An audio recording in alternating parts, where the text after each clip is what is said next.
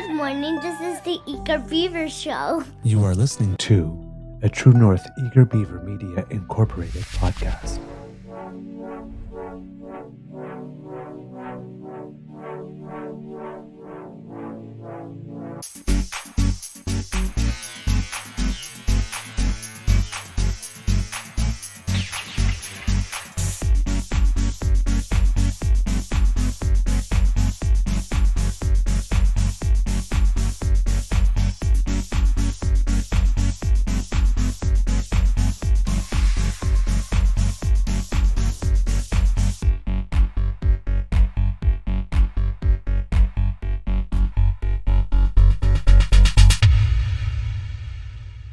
The True North Eager Beaver podcasts are proudly brought to you by our founding sponsors, the Misfit Mysteries from Corvid Moon Publishing, your source for science fiction, fantasy, and cozy mysteries featuring a broad diversity of characters, CanadianTarot.com, your uniquely Canadian online eclectic tarot community, and the Peppermaster, hot pepper sauces made from farm-fresh ingredients to thrill your taste buds and expand your mind.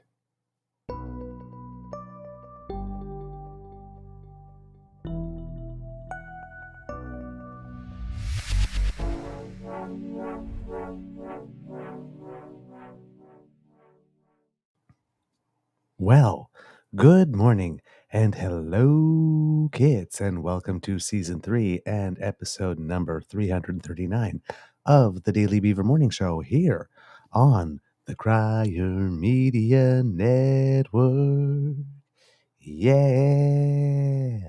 Today, recording day is Friday, March 15th, 2024. It's a beautiful day here at the Beaver Lodge. And we have got a great show planned for you today, kits and cubs. Very excited about this one. I'm your host, the Eager Beaver, pronouns he, him, hey, Mr. Beaver A. And with me, as always, is my good friend, Mr. Grizzly. A big thank you goes to our podcast's founding sponsors, the Peppermaster, the Misfit Mysteries from Corvid Moon Publishing, and CanadianTarot.com. But before we do anything else, let's say hello to you, Mr. Grizzly, and ask how is your mental health doing today, sir? Well, sir, I think I'm okay. I just think I'm okay because I am not at all awake yet. I slept in a little bit. Normally, wake up at 5, crawl out of bed at 6, log onto the computer, start to write some stuff, put this together, get some ideas, send out the links, and I'm good to go. This morning, I didn't get out of bed till 6:30. And even then, I'm like, oh, God, I'm just so tired. Oh, my lovely wife is bringing me a cup of coffee. Oh, what an angel. Oh, God, this is going to be so good. Just a second. Let me just. Oh, there we go. That's the nectar of life right there, my friends. I'll tell you that. That is what gives me a reason to stay alive every day. Coffee. Well, not really, but it helps. So, how are you, sir? How are you feeling? How was your night? How did you sleep? You look full of piss and vinegar this morning. You look like you're full of piss and vinegar. So I'm assuming you got a good night's sleep. I'm feeling good. I'm sorry if anybody was hearing some double there. There was something running in the background there for a minute. We're good. Okay. I am doing well. I actually woke up about 5 minutes before the alarm. Okay. Yeah, and bright and fresh, as opposed to the last 2 mornings where I was sort of like, oh boy. That alarm came quick. Well, yesterday, so yeah, horrible migraine. So I was, kind of quiet and just trying to do some stuff in the background. Today, no migraine. I'm just not awake. All right.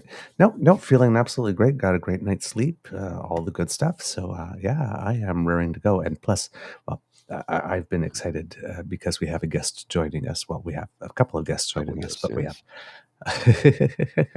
But we do have a guest joining us that we had been looking forward to because we promised earlier in the week that we would make an effort to reach out to him, and we have, and he has agreed to show up on our show. So we will have that, and we will talk a little bit about what it's like to be at a Pierre Poilievre rally.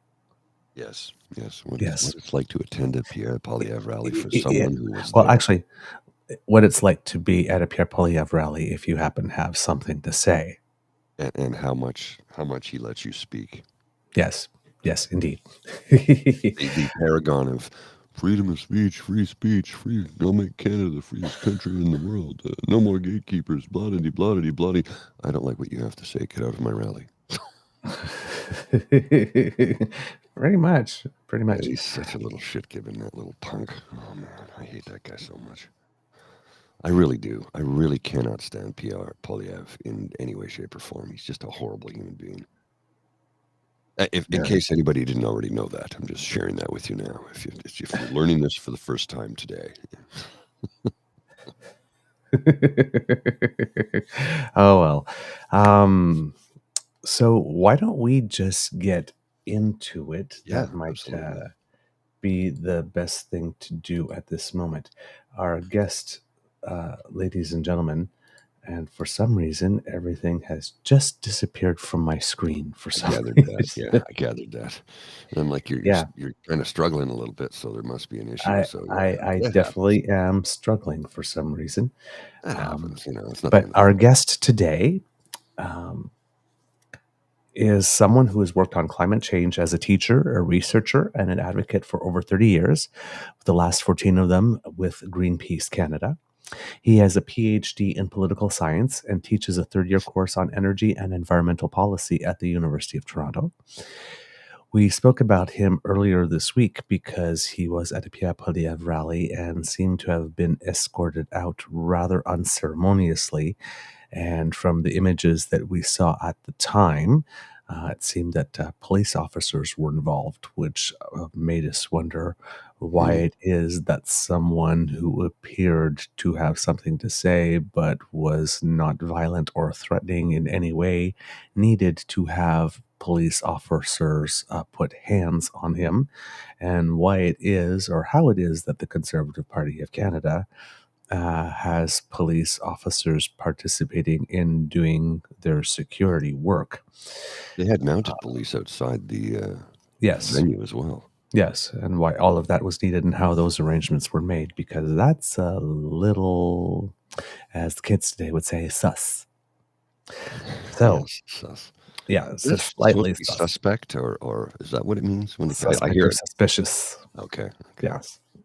So, without any further ado, kids and cubs, please put your paws up and give a big round of applause for Mr. Keith Stewart. Welcome to the Beaver Lodge, good sir. Thanks for having me on. Well, thanks for joining us. It's lovely to have you on. As we do for all our guests, we also ask them, how's your mental health doing today? I'm just peachy today. Excellent. Got up nice and early. I've walked the dog, had my coffee. I'm good to go. I haven't walked my dog yet. Because Fridays we go on for a couple hours usually. I'm going to have to take her out mid-show at some point, I think, because she's starting to do that little, Daddy, I gotta pee dance,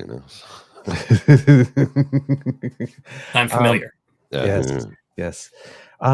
So, Keith, tell us, before the incident started, what motivated you to want to attend the rally in the first place? Because clearly it's not going to be a place where people are going to be the most happy to see you. No. So I kind of feel like Pierre Poilievre has been given a free ride. He gets to set the agenda. He gets to talk about the things he wants to talk about and doesn't talk about the things he doesn't want to talk about. Yeah. And I think he should have to say what his plan is for action on climate change. He's holding all these axe to tax rallies to say what he wouldn't do, but what would he do? So I only found out about this rally like late on Friday. Mm-hmm. So I just popped by the Greenpeace office. I grabbed one of our banners. It says "Act on Climate Now." Oh my God, that's so offensive. I grabbed my 19-year-old son. Said, "Hey, want to come with me?" He was into it. I think he actually thought it was more like it would be for him. I think it was like, oh, it's like one of those video games I play. We're gonna like sneak in. We're gonna do a mission. We ended up in the back of a police van, which is perhaps more exciting or police car, probably perhaps more exciting than expected. Mm-hmm. But really, I just wanted to. Every person who walked into that rally, and on every chair there was a sign "Axe to Tax." Right. And so I thought, hey, everyone's being invited to wave signs. So I didn't jump on the stage. I didn't yell anything. I just sort of moved to a clear area and like held up a sign that says "Act on Climate Now." because I knew it wasn't going to be a terribly friendly crowd, but I do think actually there's people there who do care about their kids. They care about their community. Some of them probably recognize climate change is a major problem. A lot of them, however, people have been lied to for decades by oil companies, by politicians. I think you guys saw my tweet that got 2,200 replies, most of which were telling me that climate change isn't real and wildfires are all started by environmentalists. But I do think we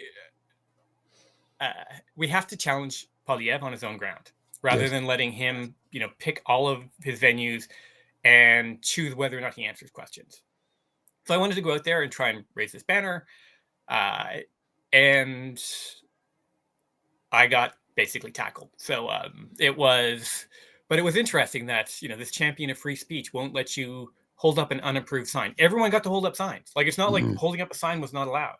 Everyone was in fact given a sign to hold up, but unless you hold up the approved sign, you were grabbed by private security, hauled off to the side. Like, I was just trying to stay on my feet as the guy pulled me off, and then past the police, and taken out and put in the back of a police car and sort of say, okay, we're holding you for it was originally going to be mischief to property, and then they sort of like realized what had happened, and the police were like, oh, I think they assumed that the police seemed to think that I must have done something like charge the stage or something.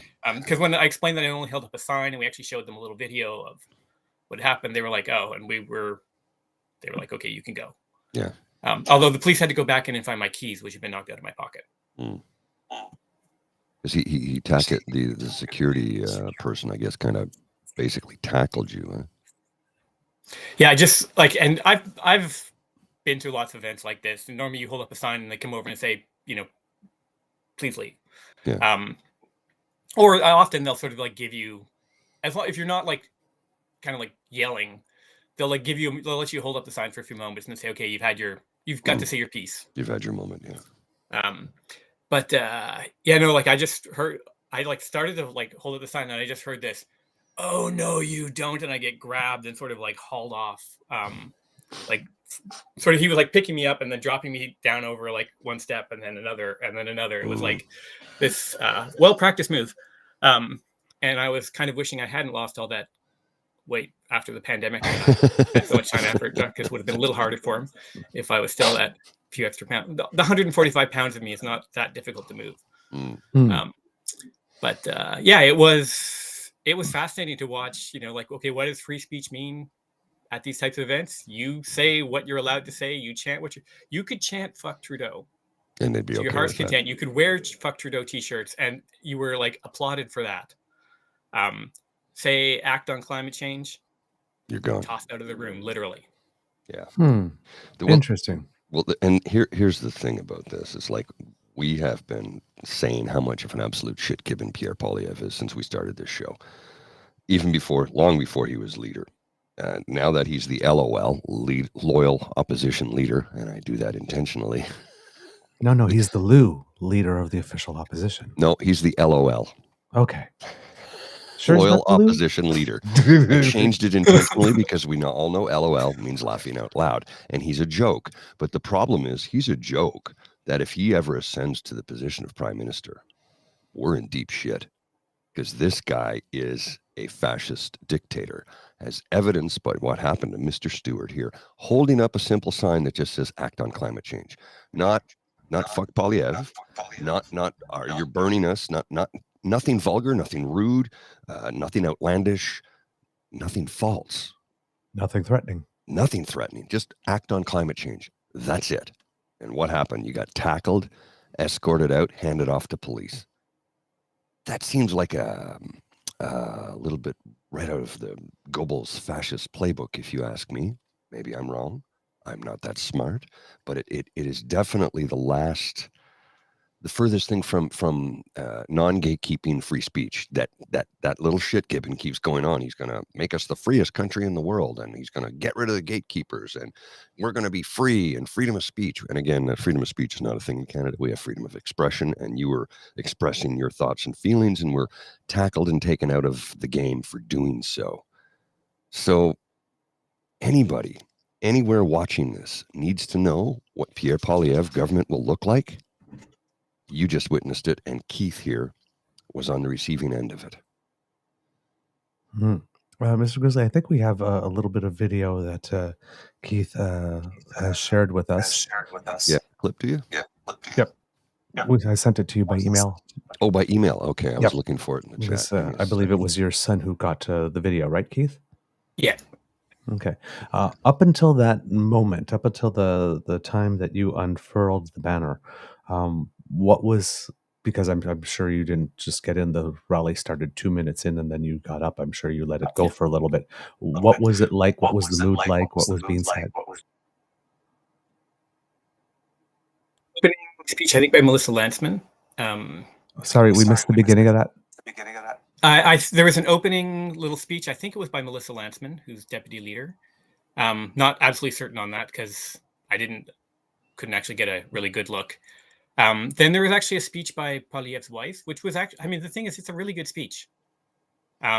Expressing empathy for people who are struggling and concerns. And this is one of the things that drives me crazy is if they're mentioning, oh, the carbon taxes can drive up the cost of everything, but they forget the fact that there's a carbon tax rebate. So 80%, unless you're in the top 20% of income, you get more money back than you pay in. So actually having a carbon tax helps you with your groceries and everything else.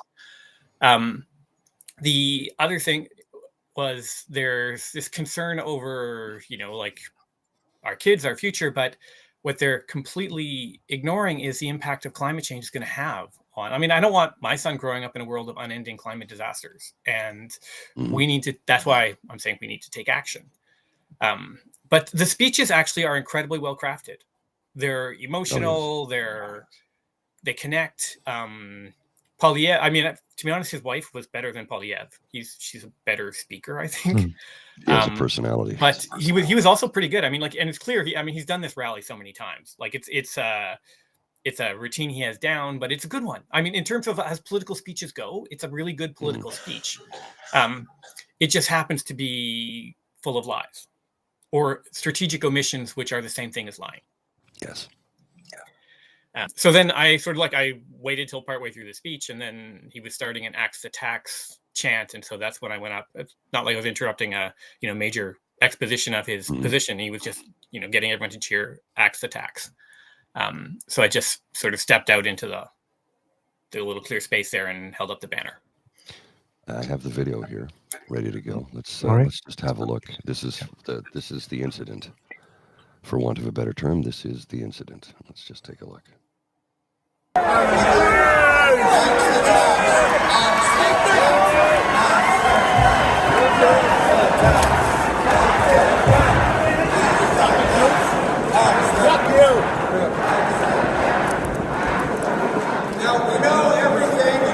know everything Trudeau has said about the carbon tax has so far been false.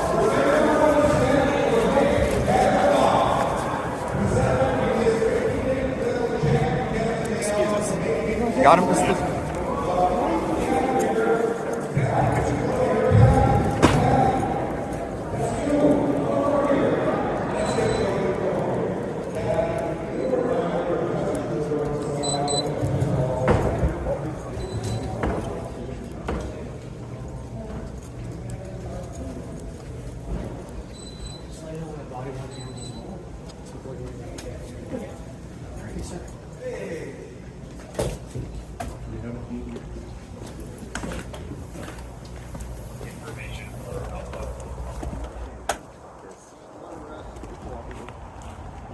I believe there will be. So, yep, no yelling, no screaming, no resisting, no talking back, no sassing, no nothing. Yeah. Okay. Are you considering charges? No, I'm not planning to. I actually I think that would distract the attention from the main point, which is we need to have political debate. And I mean, I don't even know who the person was who grabbed me. I never actually saw them because, as you saw, I was grabbed from behind and hauled off. But I'm hoping I'm talking to you guys. I've sort of written a little piece I'm going to try and get published somewhere on this, because I do think Poilievre should be challenged on climate change, but also on, a commitment to free speech, which isn't really. It's a commitment to him being able to say whatever he wants, or his supporters, but not necessarily anyone who disagrees with him. Yeah, you don't get to, well, as evidenced by every time he gets asked a question by an interviewer in a scrum, he refuses to answer, sidesteps the question, and turns around and blames Justin Trudeau for all the faults of the world. And I'm like you said, well-crafted speech, well delivered, but full of lies and omissions. And we've been, on this show, we've been talking about that for the last, I don't know, forever, since we started, about how one of the big reasons we have this show, one of the big reasons we do this, is because we're just so sick of the unanswered lies, the unanswered omissions, the unanswered garbage. And it's just, we get frustrated beyond all belief when it comes to things like this. And as evidenced by the fact that you just held up a simple sign. Nothing offensive, nothing vulgar, nothing rude. And I mean, I'm an all opportunity advocate.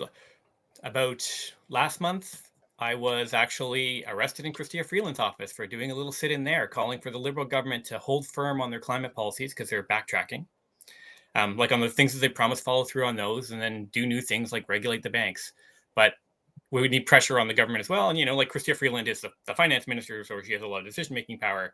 But I also don't think we can let opposition politicians off the hook either. They need to be part of this, and they need to be, I would think, if you're going to be responsible opposition, which is an important role in our system of government, you also answer questions and address, say what you would do about things, not just why everything is someone else's fault. There's always going to be a bit of that in politics, but at some point you got to actually say what your plan is. Well, this is right out of the Trump playbook, right? I mean, just it's disturbing to me that we've seen this for the last few years, but it's really ramped up in the last little while that they don't answer questions. They try and steer and change the narrative. It's like, so if you're going to do something different, what are you going to do? And they never seem to want to tell us. So yeah, and everybody has to be held to the same standard, including the prime minister, his cabinet. If they lie, if they omit, if they lie by omission, if they're duplicitous, we're going to hold them to the same standard. You can't do that. We're not going to let you get away with it. We will hold everybody to that same standard. We'll put up a mirror and say, is this the person you want to look at in the morning and say, I'm okay to take on the day? Because you just lied to the Canadian public, and you did it on our dime, and we're not having it. Yep, indeed. So you're at the rally. This happens. How long were you there before you stood up with your sign about?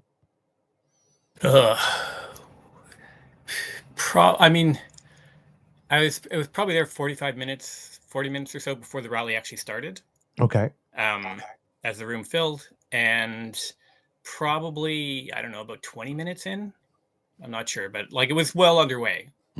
I'd Heard most of his speech, and it was like that, that axe attacks chanting bit where I was like, okay, I'm gonna do this now. But I got to hear most of his speech, and it's well-crafted piece of political theater, which is part of politics. Yes, right. I mean, every party does that. That's but it's what is the story you're telling, I think, is important. And I think it's important for citizens of democracy to also be asking, okay, what kind of a story are our leaders telling us? Okay, so in the time that you were there, in your assessment, what was the story being told? The story being told was everything wrong with your life right now is the fault of Justin Trudeau and the carbon tax. If we get rid of this, everything will go back. I wasn't actually there for the last line, which I sort of heard later, which was we'll go back to that moment where we're all sitting on our porches with the Canadian flag fluttering behind us. I'm like, well, not if it's climate fueled extreme weather blowing your house down. or like, in Newfoundland, literally washing houses into the sea. Yes. It's, it was scripted from start to finish. And it was designed to get people mad. I mean, that's one of the things that I find really frustrating with a lot of the politics right now, is so much of it's like this cultivation of anger. So like, I put out a tweet on this, which my tweets, like if I get like a half dozen likes, that's nice. A really good one will get like, 30 to 50. This one got 1,000 likes and retweets, but it got 2,200 replies. And the anger in those replies, and like in my direct messages, which was, I will not show because it's inappropriate for an audience. But like the anger that's there, and part of it is, some of this is just purely bots. I mean, there are a bunch of bots that are online, and on wildfires in particular, like I clearly triggered one which just sort of sends this slew of messages of, oh, it's arson, it's not, has nothing to do with climate change, it's just arson, it's bad. Because I think a lot of us, I would love to believe that the problem was like a few bad people. The fact that we need to like change the way our economy works. That would be a much easier solution. And you could, there's bad people, you punish them, the problem goes away. Actually, we need to change a lot of things about the way we live. That's a much harder thing to do. It would be lovely if all we had to do was arrest a few people and the problem would go away, but that's not how this works. Right. But people are being told that anyone who tries to tell you climate change is real has some kind of secret agenda. They're liars. They're probably the people who lit the fires. Like it's this onslaught, which, I mean, I originally missed your invite because I just stopped reading my reply because, just kind of like, you don't want to spend your whole day just scrolling people who are like screaming at you online. Even though you know that half of them aren't real. Right. It's like, Greg 05743221. Like, no kind picture. of. Yeah. There's tons exactly. of bots. So there's two things that you mentioned there, that two avenues I want to go down.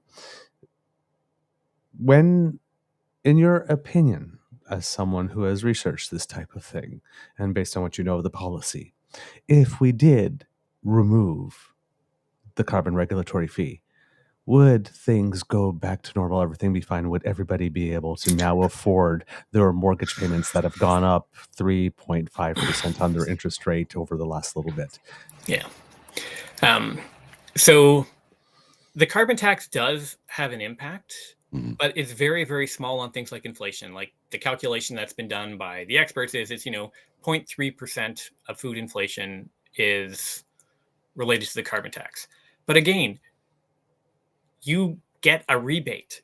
So even though you're paying a tax, you're getting a rebate back. It raises the costs of some things, but the point there is to get you to get other things as well. And, there's things like they've built in a higher rebate for rural communities because, if you're in a rural community, you're not taking transit. You don't really have a choice. And we have to, but we also, see, the thing is, the carbon tax isn't the only answer either. We have to do a whole bunch of other things, like, for instance, build great public transit so you can take an electric bus rather than drive a gas-powered vehicle. The sort of like the requirement to phase out gas-powered vehicles, to cleaning up the electricity grid, like these are all part of a package that are going to mean that you're actually, in the long term, your energy bills will go down because a lot of these things are actually cheaper. Like if you get a heat pump, I'm trying to get a heat pump for my house. It's expensive up front, but I'm going to save a lot of money over time on my energy bills. Right. Which is why things like having like subsidies for heat pumps is a great idea. Right. And even more important, banning in new construction, saying you can't put in gas fireplaces anymore. You actually have to start by putting in heat pumps, so people get those cost savings from the beginning. Which here in Ontario, Doug Ford is actually going to pass a law to overrule the Ontario Energy Board, which said, we're just going to like shift the rules so that it makes more economic sense for a home builder to put in a heat pump rather than a gas fireplace. Like these are the kinds of things which we need to be doing alongside the carbon tax. The carbon tax is not the be all and end all, but if it was taken off, it's not going to make a huge difference on your bills. You're going to stop getting the rebate. You're actually probably going to be worse off economically. It's so frustrating to me because I also read so much news coverage where they say, the carbon tax is going up. They don't also say, the carbon rebate is going up. Right. They ignore that fact. Right. Yeah. And I'm not everyone. There's lots of great reporters out there. But it's all, I watched the coverage of the Pierre Poilievre rally, and none of the TV coverage that I saw mentioned the fact that there was a rebate or that the rebate would be going up at the same time. So if you're just, casually watching the news, it's like, oh, this must be bad. Taxes are going up. No one loves that. No one loves taxes, right? Nope. But they actually are necessary. Right. And that's the role of responsible political leaders, is to make that connection. It's like, if you want nice things like schools, roads, hospitals, we actually have to pay for them. And so let's find a fair way to pay for them. And that, to me, means progressive taxes. And like, for instance, I think we should be talking about having a wealth tax in this country. Because if you're wealthy, you don't pay the kind of income tax you used to. No, you don't. No. Back when income taxes were much higher. But also most of that, income is actually, if you're rich, to avoid having income by, like, you can play these accounting games, which is why you should tax wealth, because that's harder to hide. Right. But, these are all, making the carbon tax go away makes for a great soundbite. I mean, like, I look at the conservative platform, right? Axe the tax, fix the budget, build the homes. Stop like, it's just the like crime. Stop the Fire the liar. Oh, sorry. Yeah. Stop the crime is my favorite out of all of them. Okay. We've only been trying to stop crime since the beginning of humanity. Yeah. Let me know when you're successful with that, dude. No political leader ever in history said, no, I don't give a shit about crime. Yeah. Let the criminals run free. You know what we don't have in society? Enough criminals. Slogans is all he has. There's no plan, no platform, and nothing to help anybody but the wealthy. I mean, let's face it. The carbon tax was designed by who? Do we have a drum roll? Do we have a drum roll?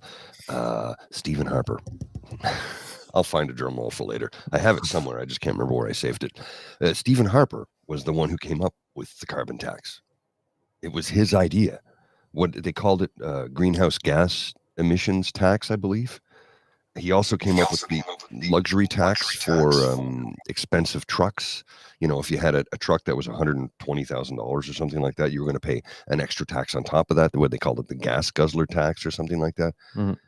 All this came under Harper, but suddenly Trudeau's the evil man who's taking all your money. What do you say to that? Mm-hmm. Yeah, the carbon rate per is it metric ton? No, just ton of carbon right now at $65. It's going up to $80 on April 1st, but at $65 right now is the rate at which Stephen Harper said it would eventually get to when he originally made the announcement.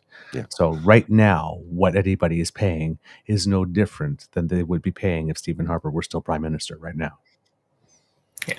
Based on the challenge with that, I remember that when that climate plan came out from Stephen Harper, and there was like it was funny because there was no opposition from the oil industry. Yeah. Nope. And it was partially because I think they thought, he won't actually do this. He was just kind of floating it out there. But the carbon tax. The crazy thing is, I had a lot of economist friends. I did a bunch of economics courses. I like economists, but sometimes their political sense is often not great because they're kind of like, well, conservatives like markets, so they must like a carbon tax. Because that would be consistent. Yes. Like intellectually consistent. It's like, well, no, actually, they basically want measures that entrench the power of existing elites, in this case, in particular, oil industry. And if you try and bring in a measure that's going to challenge that, they will oppose it. Mm-hmm. And I always I wish it wasn't under a paywall, but in 2019, the Globe and Mail actually had a really good piece on how there's actually a summit meeting between Andrew Scheer's Conservative Party and the Canadian Association of Petroleum Producers before the 2019 election, where they're basically like, how can we work together to defeat the Liberals? Mm-hmm. And it was they had the agenda that was all these things here's the ways you can do it. Here's how you can use third parties to advance your agenda. Right. It's that. And we're seeing that again right now. I think we're seeing, like the not so smart ones in the oil patch are actually like, going on record with Reuters saying, oh no, we're not going to spend anything on cleaning up our operations because we think Poilievre's going to win in 2025 and we won't have to do anything. Right. So we're just going to make sure Trudeau loses and it'll all be good.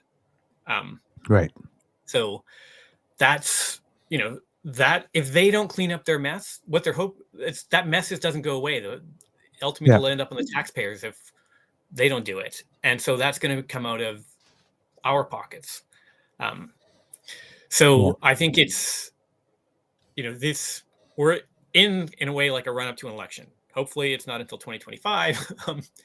But we need to start having these things talked about and stop giving conservatives a free ride in terms of what they will and will not talk about. Yeah. What you mentioned is that something I call governments change, but we stay forever philosophy. So like we just got to wait out the next government. I mean, China, that's what China was trying with us when we had Meng Wanzhou in custody. It's, they were pressuring us and putting a whole bunch of detail, a whole bunch of stress and, tariffs and other types of things on us, on canola and other things, except for pork, because they really needed it for their holiday celebrations. So for some reason, they didn't put any on pork. But for anything else that they thought could damage us, they did. And then they were hoping that Trump again would win the next U.S. election, and they didn't. They were hoping that Trudeau would lose the Canadian election, and he didn't. And then when they found out, oh, well, gee, for the next 4 years, we're going to have Trudeau and Biden, I guess we're going to make a deal and just stop all of that. And boom, all of a sudden, the two Michaels were free and Meng Wanzhou was going home. But it really was. It was like, hey, let's just apply pressure and hope we get a change in government, and then we'll have a government that's more amenable to what we want. We'll have a government that signed FIPA with us for 31 years back in place, and maybe we'll be able to get our Meng Wanzhou back. And then we can go around our nation and say how propaganda-wise how we won. We defeated big, bad, evil Canada who tried to interfere in our affairs. And it didn't quite work that way, so then they cut bait because they didn't want to wear that for another 4 years. If I having to try to explain why it is she's not back yet, or, so it just became a safe face operation at that point. But we see that often, it's like, well, we'll just slow roll this and drag our heels there, and maybe we'll have another election, we'll get a change in government, and then we won't have to do anything. And unfortunately, that is a tried and true political strategy that has worked often enough to make it worth people to try that, to put the money into dragging their heels instead, because it all costs money anyway. If you're leading a campaign to drag your heels, you're still using your lawyers for some things, and you're still right. It's just to try not, rather than just make the change and flow with the river, trying to resist it all the way. But I mean, corporations are paying for that, for the lobbying and the legal representation and the hit to goodwill and all of that kind of stuff that goes into making sure that you're dragging your heels. So they're not afraid of spending money. It's just to what end? So that's it's a little sad. The other thing that you were mentioning was about the accusations that environmentalists are starting the fires, or creating the arson. Now, just like when they talk about the carbon tax, they never talk about the rebate. When they say that accusation, there's still the inconvenient question. It's like, okay, well, let's assume they're all arson. Why are they burning so big and so long? Yeah. So, I mean, for a wildfire, you need the right conditions. So it has to be dry and hot, basically. And you need something that sort of ignites it. And I mean, the ignition source is generally lightning. But if lightning hits, a tree or like a grass that's sort of green and full of and kind of wet, damp, it fizzles. Mm. But we've had these incredible heat waves and droughts, so that when it's like tinder dry, and there's a difference between throwing your match back in. I think we're all old enough to remember when we used to light barbecues and you had the little briquettes. Yeah. And they weren't self-lighting. You couldn't just put a match to them and they would light. You had to like put on lighter fluid, accelerant, and yes, or just in light. And like it's like the climate change is basically adding the lighting fluid, so that when a lightning strikes or there is some kind of ignition, whether it's a spark from a train or the tailpipe of an ATV. I mean, those things get really hot, right? Like the mufflers and the tailpipes on them. You're driving through long grass. If the grass is nice and green and lush, nothing's going to happen. If it's tinder dry, you can actually start a fire that way. So like, some of the things of arson aren't even like someone went out and deliberately set a fire. It's kind of like where they're human caused. But it's partially because those conditions are there. But the vast majority of all this is lightning strikes, which is why, they're happening in incredibly remote regions. It's not like, we're parachuting in environmentalists into remote regions to like light fires and then run away. But I do think it is fascinating to me, like how people really want to believe that. And when leaders reinforce things people want to believe, particularly to get them angry so that they will donate money, which is part of the whole anger machine. The goal is to like raise money. And when you're feeding that kind of anger and division and not willing to actually talk about some of the real problems we face by presenting these like easy, simple solutions that aren't really solutions, that's bad for democracy. And I think we have to be calling it out. And I think it's the challenge increasingly is it's so easy to put people into little bubbles as to what they're seeing and hearing, that it can be really hard to break through. And, holding up a banner at a Poilievre rally is kind of an attempt to do that. And I know a lot of people there were not happy about what I'm hoping, if even like 1/10 of them, why did that guy get hauled away for having that sign? Because again, I think like a lot of conservative voters, there's people there who care about climate change and they're being fed this easy answer. And this, who's the villain here? The villain is actually the environmentalists. It's not. Whereas, there is no easy villain here. It's like, we got to change our energy system. And there's people who benefit from that system and who make, record-breaking profits in the oil patch the last couple of years, who want to keep that system going as long as possible. But for the public good, we actually have to change that. Right. While taking care of the workers in that area and those communities currently depending on oil and gas extraction. That's why, we had this plan for a just transition. And to me, the crazy thing was the Alberta government was actually running a petition which said, stop the energy transition. It was literally like, don't help oil and gas workers get ready for a post-oil economy. Do not do that. Right. Just let them believe that it's going to be like this forever, that the party train will never stop. And then when the bottom falls out, oh, wow. Well, that's capitalism. The Royal Bank of Canada. That's what happened with the cod. Yeah, exactly. We did not handle that one well. We don't want to do that again with oil. The Royal Bank of Canada is divesting itself of petroleum investments. We read about this just a couple of days ago on the show, how they're like, that's it, we're out of this. They're not the only company doing that or considering it. There are tons of large financial institutions that are divesting themselves of anything to do with fossil fuels. We're actually going to have a report out next week on Royal Bank's new climate policy, which we say the logic of their policy is they should divest themselves, but they haven't actually said they're going to do that yet. Oh, so we're going to be pointing out that it's like, okay, you said if your clients don't, if you have clients who aren't ready for an energy transition, you will take that difficult step to move away from them. But they haven't quite defined who that is yet. And we're trying to say like, okay, the logic of this is here's some companies that should be on that list. But I think it's, the fact that they've even been taken to that stage is really important, because it's been public pressure that has really driven them there. But also, there are these changes coming in the economy. And the question now is, the energy transition, which is the shift off of fossil fuels. It's happening. The only question is, does it happen fast enough to avoid the worst impacts of climate change? Right. And how do we care for people through that transition? Right. And that's the conversation we need to be having. Well, there's a visual there that I have for you, because you were talking about the banks there.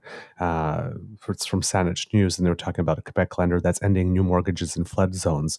So when we're talking on the show often about, they want you to get mad for a 2.86 cent increase per cubic meter of gas, but they don't want you to get upset by the fact that your house insurance may have gone up 15% because of fires and floods, because it was record payout years for insurance last year. Or they don't want you to get upset in this case that you can't even get a mortgage in certain areas now where there's a flood zone. And it's like, people are going like, you may not believe in climate change, but banks, as you mentioned, Mr. Grizzly, insurance companies and oil companies sure do. And you know who else does? The military. Yeah. In all their intelligence assessments reports and, military preparation, they're talking about, what climate change can do and, what can happen when people in certain regions of the world don't do any water at all or can't grow anything at all. And unrest that can happen and all, and mass migration and everything. There already is tons of mass migration we've been talking about for about 10 or 12 years. And a lot of people have been laughing, but there is climate migration. Now, it's not just economic or not just war. It's, hey, there's no water. We can't grow anything here anymore. We got to move. Well, so these are all realities that are going to show up. They're only going to amplify and become more common as the years go by. And we're going to have some strategies to deal with it other than, no, it's not really happening. The Pentagon calls climate change a threat multiplier. What it does is it takes a bunch of existing threats and makes them worse. And harder to deal with. And the Canadian military actually just had a paper out recently that I saw a story on last week, I think, saying basically the same thing, that the problem is, and often people are like, oh, this isn't only because of climate change. Oh, it's not only because of climate change, but climate change is a part of it, and it's making a bunch of existing problems a lot worse and much harder to deal with.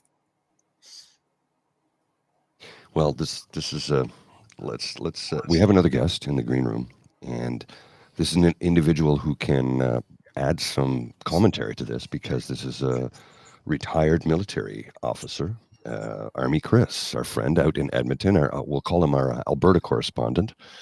Sir, good morning. Oh, man.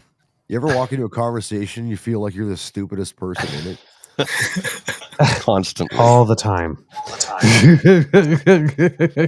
Like, don't bring me in. Don't bring me in. Well, I just thought, we were talking about how the military has cited that climate change is a real threat. Absolutely. It has to. Yeah. And this is, climate impacts the whole geopolitical spectrum. Mm-hmm. Right? So, yeah, it's huge. Well, and can you tell, because you worked in the oil patch for a while, right? I did. When I left the military, I went and worked for Suncor. So you've seen firsthand the amount of, what's the word I'm looking for?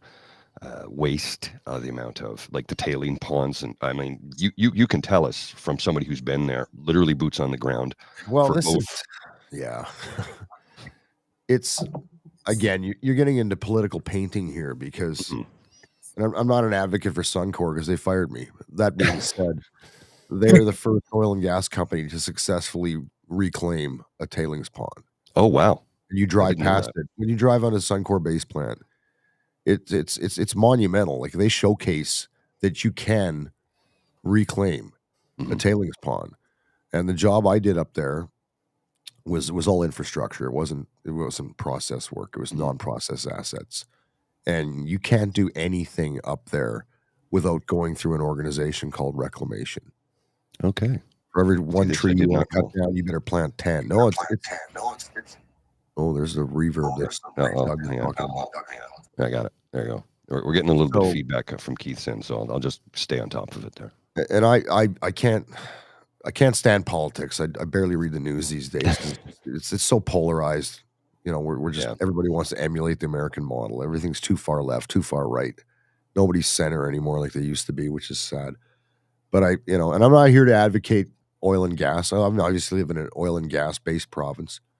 But what I can say that gets ignored on the extreme left is the green policies, if you will, are very, very, very heavy in all of these oil and gas companies, Suncor being the biggest one in Canada. And so if you didn't know that, 100%, they've successfully reclaimed a tailings pond. Did not know that. There's grass growing there. There's deer running around, and there's a big, I don't know, I would call it a monument for lack of a better term. It's pretty early here. It's still the middle of the night for me, so bear with me. It is 2 hours earlier. It's the thing, and you got to deal with reclamation or anything. They're like, no, you can't do that there. You know, you can't build this here because it's nesting season. So during nesting season, you know, there's like a 3-month window. You can't do anything in these spaces. And this is, you know, they own that property. That's their property, but they follow these rules and they do their best. And I get the impact that the oil and gas industry creates. I've seen the tailings ponds. I've seen the coke pits, which is a byproduct, these mountains of this black dust stuff that has no real value other than you can build roads out of it. They sell most of it to China, to be honest with you. Oh, I didn't know that. I'm just rambling now. Help me out. No worries, brother. Here, I'll bring. Let's Keith. I'll take you off mute there, sir, if you wanted to discuss that, because this I did not know about this. Yeah, I mean, tailings ponds are a huge problem. They are. They're horrible. The main thing is we don't know what to do with the water, and they keep getting bigger. Like, so for the pond that Suncor reclaimed, I mean, they moved the water from that pond. They moved the water from that pond into another pond. Like, the water is kind of still there. There's over 1 trillion liters of the stuff, and we don't have a plan for kind of dealing with it. Which is the terrifying thing there is, I mean, what it looks like to me is the company's plan for this is basically like they're going to run these operations out as long as they can. Then you shut down, you declare bankruptcy, and you leave the tailings ponds there for somebody else to deal with, which is what the coal mines are all doing around the world. Because companies are, you know, smart. If they can shift those costs back onto the taxpayer to deal with the problem at the end of life. Because these tailings ponds are going to take decades to deal with, and we still don't quite know how we're going to do it. But this is why you got to have the companies paying for these things as they go, because they've got the liability regime in Alberta is one of the loosest in the world in terms they don't have to pay the money up front.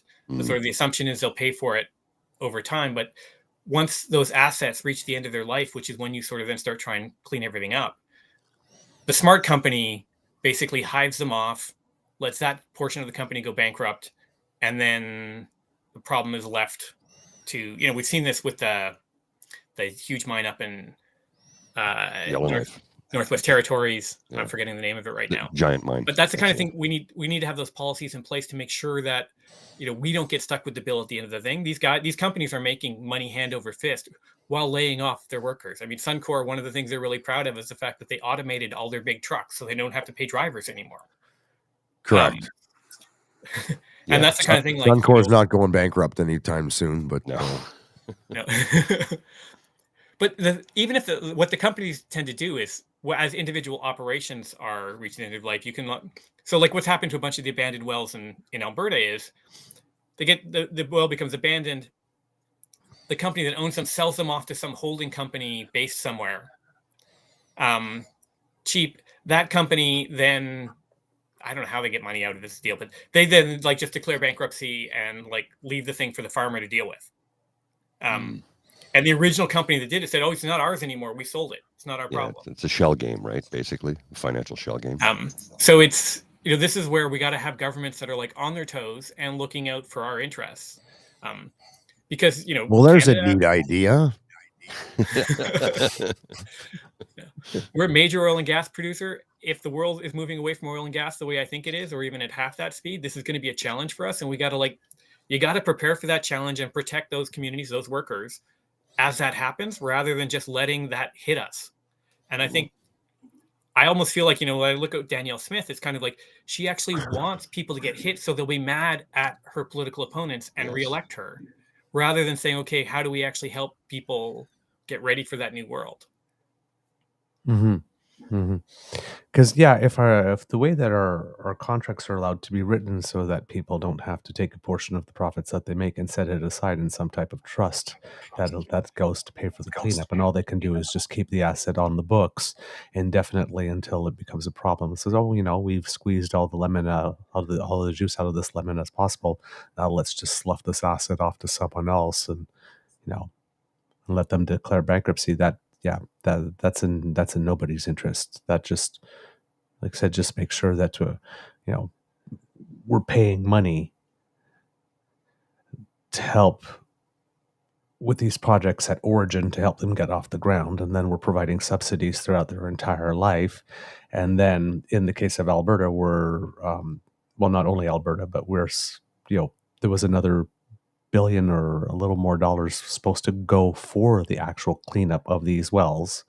And there was a report that just came out recently that said almost none of that money has actually gone to clean up any well. We got absolutely nothing for it.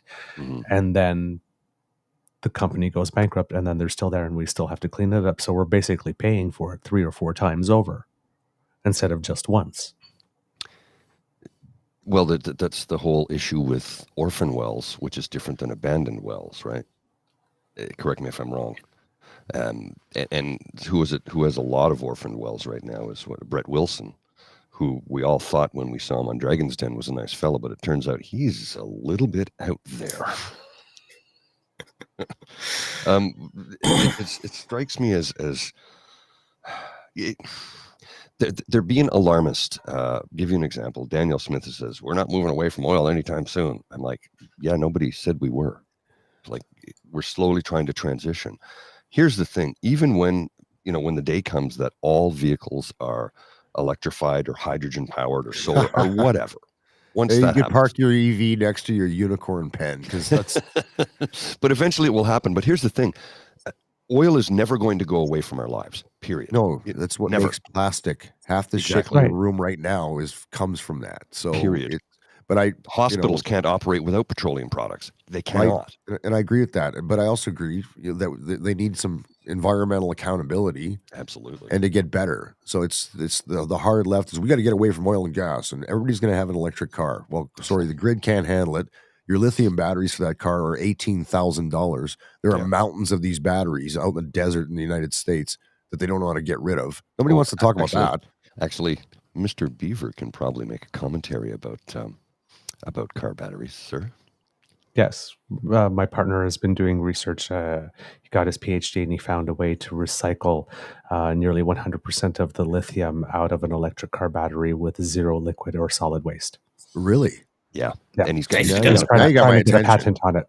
Yeah. He's trying to get a patent on it because apparently with the projections that are in place for how much lithium we will need for the car batteries that we will need for the demand for electric cars, there's not enough known mining deposits available to be able to fulfill that demand. So we have to be able to recycle the lithium out of the batteries that already exist in such a way that the lithium recycled is pure enough that it can just be put into another battery. And it seems that he's found a way to do that. Which is monumental. Yes. Really, when you think about it. And for some reason, he can't get the article past the publisher yet to actually get it published so people can act on it. He's been trying to write that article for 4 years now, and they keep on saying, but what's the novelty on this? Really? Yeah. It's not obvious to you?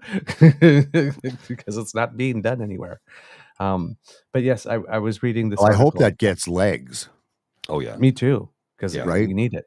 Like, think of the fundamental shift in our society with that, because all those, like you said, fields. Those batteries would go back to the companies to be able to extract that lithium out of it, as well as the cobalt, nickel, and manganese. Manganese. That are also required. Get to that, and you got my attention. But right now, it's a great idea. Yeah, but an EV is not practical where I live right now. No. Yeah. But so what I'd say is, and I want a Tesla. They go like shit, man. I rode one in Amsterdam, a taxi driver. That fucking thing gives her. I want that. Trust me. 0 to 60 like now. Yeah. But it is really important. Keith, go ahead. The recycling stuff now, so that we're not creating new problems in the future. Mm-hmm. Right. I also think there's a lot of really interesting. I think in 10 years, not all the batteries are going to be lithium. There will be sulfur batteries, which are for applications where the weight doesn't matter as much. Mm-hmm. There's going to be like a range of things. And if you look at what's happened, so solar power, the price dropped 90% over the last decade. Mm-hmm. Lithium ion batteries have actually dropped about the same. And the prices are still going down. It's partially as you move from kind of niche innovation, almost like handcrafted things, to this mass production, the technology gets better, the prices go down. We're going to see this continue, but it is really important that we do get in place those recycling programs, because then you actually don't have to mine everything, one time and then throw it away. You actually keep using it. And the advantage is this stuff is pretty valuable. So it's going to be, there's an incentive there to recycle it rather than just toss it. Exactly. But it's, like the International Energy Agency, they've sort of mapped out a way we could reduce oil demand by 75% by 2050. So it's not to zero, but it's getting there. And most of the stuff that's left is plasticky type stuff, which again, I also think we're going to be developing alternatives to over the next couple of decades. Oh yeah. So it's not going away tomorrow, but demand is going down. And once demand starts to drop, prices go down fast. And that's where the oil companies, I think, can run into trouble. And as Canadians, we need to prepare for that, because it's I don't think it ever was, but it certainly is no longer a case where what's good for oil is good for Canada. We actually have to sort of pursue what's best for us, which is to make sure people have affordable energy that meets their needs so that they can get where they need to go. So their home is, warm in the winter, cool in the summer. But we can do that in a lot of ways. And that's the kind of thing we should be talking about, to come back to the Poilievre rally. If you guys you're have too gonna many throw rallies, people man. out for even raising the issue, we're really not going to come up with those kinds of solutions. Agreed. Yeah, agreed. The article that I was looking for, I found it. It was an Alberta senator who was trying to get answers about an orphan well cleanup in the province of Alberta and whether federal funding was being properly used to do so. So it was Senator Paula Simons, who cited a report from the Parliamentary Budget Officer released in January that shows that more than $500 million federal dollars for orphan and inactive well cleanup has gone to large energy companies. Quote, I asked the PBO whether any of that $556 million had gone to cleaning up actual orphaned wells, and I was informed by the parliamentary budget analyst that not one single orphan well in Alberta, not one, had been cleaned up with this grant money. The federal government had allocated $1.7 billion for the cleanup of inactive and orphan wells in 2020, with $1 billion going to Alberta. The money was being handed out through the province's site rehabilitation program in stages. The Orphan Well Association was also given $200 million loan at that time. The Parliamentary Budget Office confirmed to CTV News that its analysts found that of the $1 billion in funding to Alberta, more than half had been given to large companies it considers to be viable. So at the time of the report, CNRL, Canadian Natural Resources Limited, had received $102 million. Cenovus Energy received $12 million. Husky Energy was given 16, and Imperial Oil Resources Limited received 11.7 million. Those amounts are increasing as the province works through applications at different stages of the site rehabilitation program. Quote, so now I'd like to ask, what exactly did we get for the $102.5 million we gave to CNRL or the $18 million we gave to Cenovus, etc.? Simons asked. And what are we actually going to do to clean up the wells that are actually orphaned? The government representative in the Senate, Mark Gold, said that he'd make inquiries into Simons' questions. But in a statement, CNRL said that the federal funding helped the company and others reclaim inactive well sites and support job creation. Quote, Canadian Natural is committed to effective and efficient management of our liabilities and environmental footprint, including reducing the inventory of inactive wells through a robust program of well abandonment and progressive reclamation activities. For example, Canadian Natural abandoned 5,570 inactive wells in Western Canada from 2015 to 2020, in addition to over 3,000 inactive wells abandoned in 2021. And that's where the article ends, and it almost makes me seem that there should have been more to that article. And I don't know if there was, and it just didn't get published or it got cut off, because that's a weird spot for that type of article to end, because there's actually not an answer. Maybe there'll be a part 2. I actually wrote them and said, is that the entire article? Because it just ends on a statement about how many wells that CNR, but nothing about what they did. It was a dangling participle. Yeah. So it seems that they're, when they say that they're using the money to reclaim inactive well sites, what does that mean? Because it just seems to me is like, when I'm reading this, I'm hearing they're buying the sites back. Well, why would you buy the sites back? Aren't they already yours? I have no idea.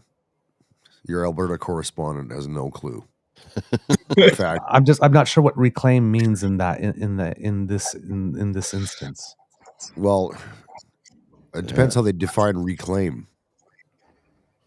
Yeah. Right?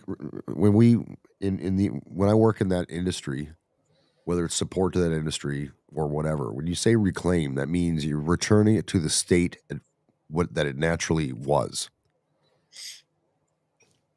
So that's great. Now, how are you going to do that? Yeah. And who is the one who checks it off to say, yes, this is now reclaimed? Mm-hmm. No one can define that. So we're going in the big circle of like that article. It doesn't really tell you anything. Yeah. Who's the governing body that says this is reclaimed and it's something they own? It's like having your company internally audit yourself and go, hey, we're good to go. Checking the box.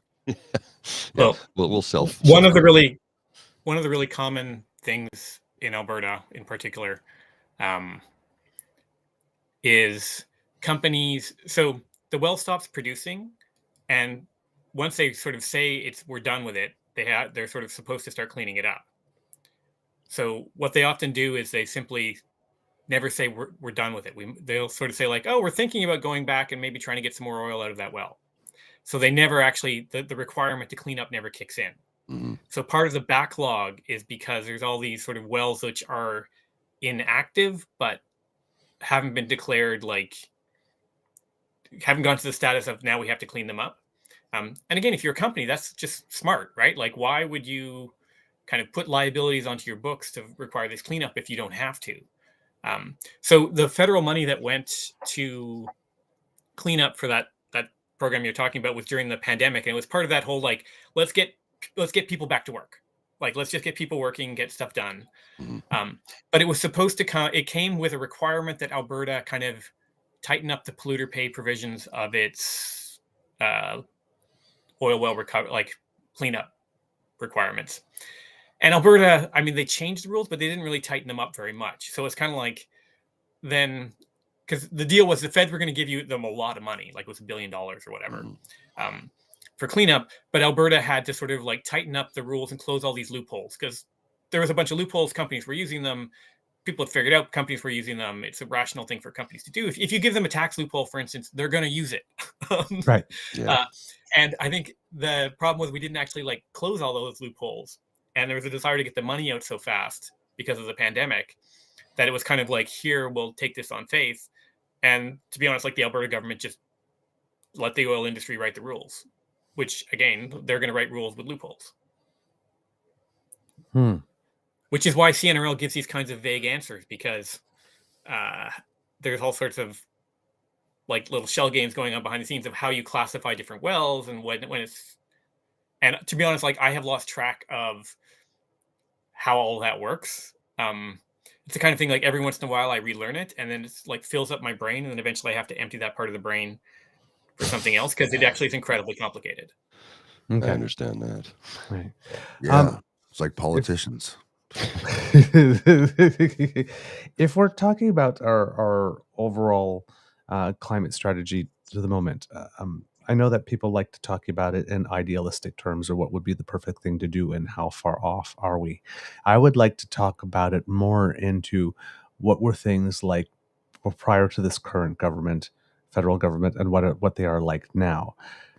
Are we actually, under this government, making some right decisions and making some progress, taking steps in the correct direction, better than, let's say, had we been maintaining the same direction that we were going on under the previous government?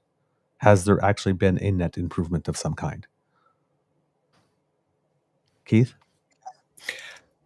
I would say on climate change, yes. I mean, the Harper government strategy was, and Harper actually, the only time Harper ever gave speeches which were kind of passionate was when he talked about Canada as an energy superpower, rooted in the tar sands. So their strategy was oil sands, not tar. Yeah. Okay, oil sands. I'm old enough that it was tar sands. But, it was tar sands for me too, but yeah. And this government has brought in a bunch of policies, not as much as Greenpeace would like. There's a bunch more stuff we want them to do, but they have brought in a bunch of policies. Some of the key ones right now, they haven't actually like finalized the clean electricity regulations, the zero emissions vehicle standard, the cap on oil and gas emissions from the oil and gas sector. Those are all sort of like in the works. And one of the things, like when I was at Minister Freeland's office last month, sort of saying, you guys need to actually get this job done, because they're kind of like stalling on all of those because of the political pushback, Right. and watering them down. And we're saying, no, you actually have to like move forward on these things, because they're the right thing to do. And actually also, I think overall they're politically popular. Like, people do want action on climate change. So still not doing nearly as much as we need to, but if you Harper to Trudeau, like, it's a lot better. And I mean, as I cited before, you have a bunch of oil companies, oil CEOs telling, Reuters news agency that, oh yeah, we're just holding off on investing in any of the cleanup stuff because we're really hoping Poilievre wins, which is an indication of what would happen if that happened. And, Poilievre has actually been very clear. I had a piece in the Hamilton Spectator a couple months ago on like, what is the conservative position on climate change? And it's basically to undo everything that the Liberals have done, but propose nothing in its place. Well, that's why I really want to say, okay, like, what would you actually do? Don't just tell me what you're not going to do. What would you actually do? Or are you admitting that you're going to do nothing, which is a decision to maximize suffering? Like, a choice to do nothing to address climate change is a choice to maximize suffering from the extreme weather, from floods, from wildfires, all those things that are affecting, 160,000 Canadians driven from their homes last summer by a threat of wildfire. We don't want that to become the norm. No. And right now, well, Chris was going to say something there. Yeah, go ahead, Chris. Oh no, it's Keith. I mean, let's be honest. No politician ever says what they're going to do. They just shit on the other guy. Yeah, that's the Canadian model. Yeah, right. Like, but it's our job to make sure that they start saying exactly. I'm so tired of hearing, because everybody assumes that I'm a conservative. I am, but I'm not a PeePee fan. He's just the next idiot. Yeah, right. That's it. What are you going to do? Don't tell me what this guy's doing wrong. I know what he's doing wrong. I'm well aware. I'm living in that. Tell me what you're going to do. And they can't do it. Yeah. So I agree. Not just on anything environmental, like fucking anything, period. Yeah. Anyway, that was my banter. I digress. No, but you're not wrong there, sir, because we see the slogans from Poilievre: build the homes, axe the tax, spike the hike, stop the crime. Okay. What is axing the tax going to do? First of all, the problem with a carbon tax is the name of it. Yes. Stop giving these things names, because you're just dividing the country. It's a fucking tax. We need taxes to build infrastructure. Period. If you're going to put a fancy name on it, tell me what you're going to do with that money. If you're part of an organization, you have to deliver, a financial statement every year to that organization. If you're a treasurer, and it defines what you're doing. All I want to know is, what are you doing with the money? So you guys were talking about the rebate earlier. I'm like, why are you giving me a rebate? Like, either if you're going to take the money, keep it and do something with it. Don't give it back to me. Like, that makes no sense to me. The rebate is, correct me if I'm wrong. It's to make it palatable. Well, that's part of it, but I think, correct me if I'm wrong, gents, somebody who might know this better than I do, as I understand exactly. I'm counting on Keith here to bail me out here, because I don't understand the point of this tax. Tell me where the money is going and show me a tangible result, and then don't give me the money back. Well, as I understand, what it was intended for. The rebate that we get is from the larger corporations that are paying a much larger fee. And it's, again, we call it a carbon tax. The Supreme Court of Canada said it's not. It's a carbon regulatory recovery fee. But calling it a carbon tax makes it simple. But here's the thing. The rebate we get is from the big companies that are paying much more into it, as I understand. Now, I could be way wrong on that. I don't know. Or Keith, if you can address that. Somebody smarter than me answer that. I just want to know what they do with the money. Don't give it back to me. Go do something with it, and then show me a result. A tangible result of what that money was used for, and I'm happy. Yeah, I like getting money back. You can do it different ways. So, like in Ontario, I live in Ontario. So in Ontario, before Doug Ford killed the cap and trade system here, which we sued him over, there was a requirement in the legislation that all of the money raised through that had to be spent on measures to reduce climate change. So it was, buying electric buses and doing that kind of stuff, paying for transit, paying for other measures. The reason you get a rebate is to try and make it politically palatable. You're absolutely right on that, Chris. It was and the goal was, because the way the system works is everyone gets the same amount of money back. So if you can reduce the amount of carbon basically the amount you pay because you buy less gas or something like that, because you get a more efficient vehicle or you switch your home to a heat pump, the idea is you get to keep more. So you still have an incentive to try and avoid the tax. But the money from comes back is there's a separate industrial system for the really big polluters. That money doesn't come into this rebate system. It's the fact that you have a bunch of companies that also buy gasoline at the pump. So the total amount is not just the amount individuals pay, but companies, fleets pay by gas at the pump, and then they have to pay the tax. And so there's a little bit more there. So some of that money, not all of it, is rolled into it and is rebated to individuals, to households. So to be honest, my family, we make a killing on the carbon tax. The rebate is so much more than what we end up paying. But it's the goal was to make it politically palatable. But the Liberals have really fumbled the communications on this. They finally renamed the thing, so it's because it used to be no one understood the system, and so if you're trying to tell people support this because we're giving you money back, and no one understands that they're getting money back or how, it's not actually doing that job. So it's that was a compromise to try and make it more popular.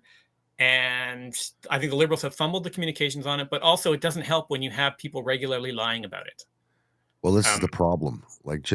You could have avoided all this shit by just saying, or not putting a name on it. You're not creating a reason for people to argue. Just taxes go up naturally, right? Based on the economy. And then just say we're out in the budget allocating X amount to whatever for environmental. Just do that. Why do you got to put a fancy name on it and then piss people off? That's what's going on. Because you need to break this down to layman's terms for to the level that I process this at. It's like everybody's up in arms. Axe the tax. Taxes don't get axed.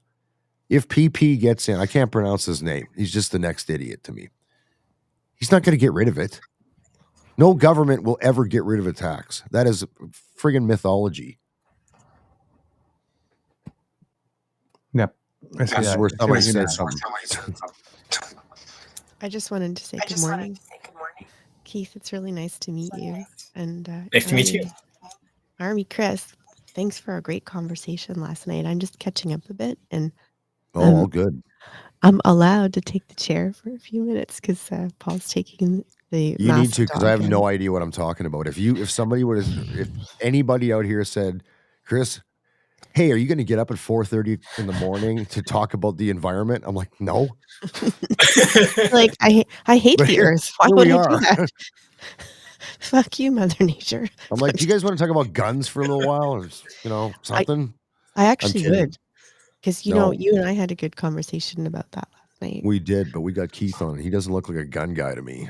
No, well, I mean, there's a lot of. I got no problem. I mean, this is where I believe in gun control. Yeah, I think you need rules. I mean, again, I live in downtown Toronto. Oh my God. Yeah, you probably don't need a gun. The gun issue here is a little different than it is in northern Alberta. Exactly. And I don't want to shift fire from the. Well, actually, I do. Everybody thinks, okay, you look at me. He's ex-military, white male, wears camouflage ball hats, drives a pickup truck, and lives in Alberta, so he must be a gun nut.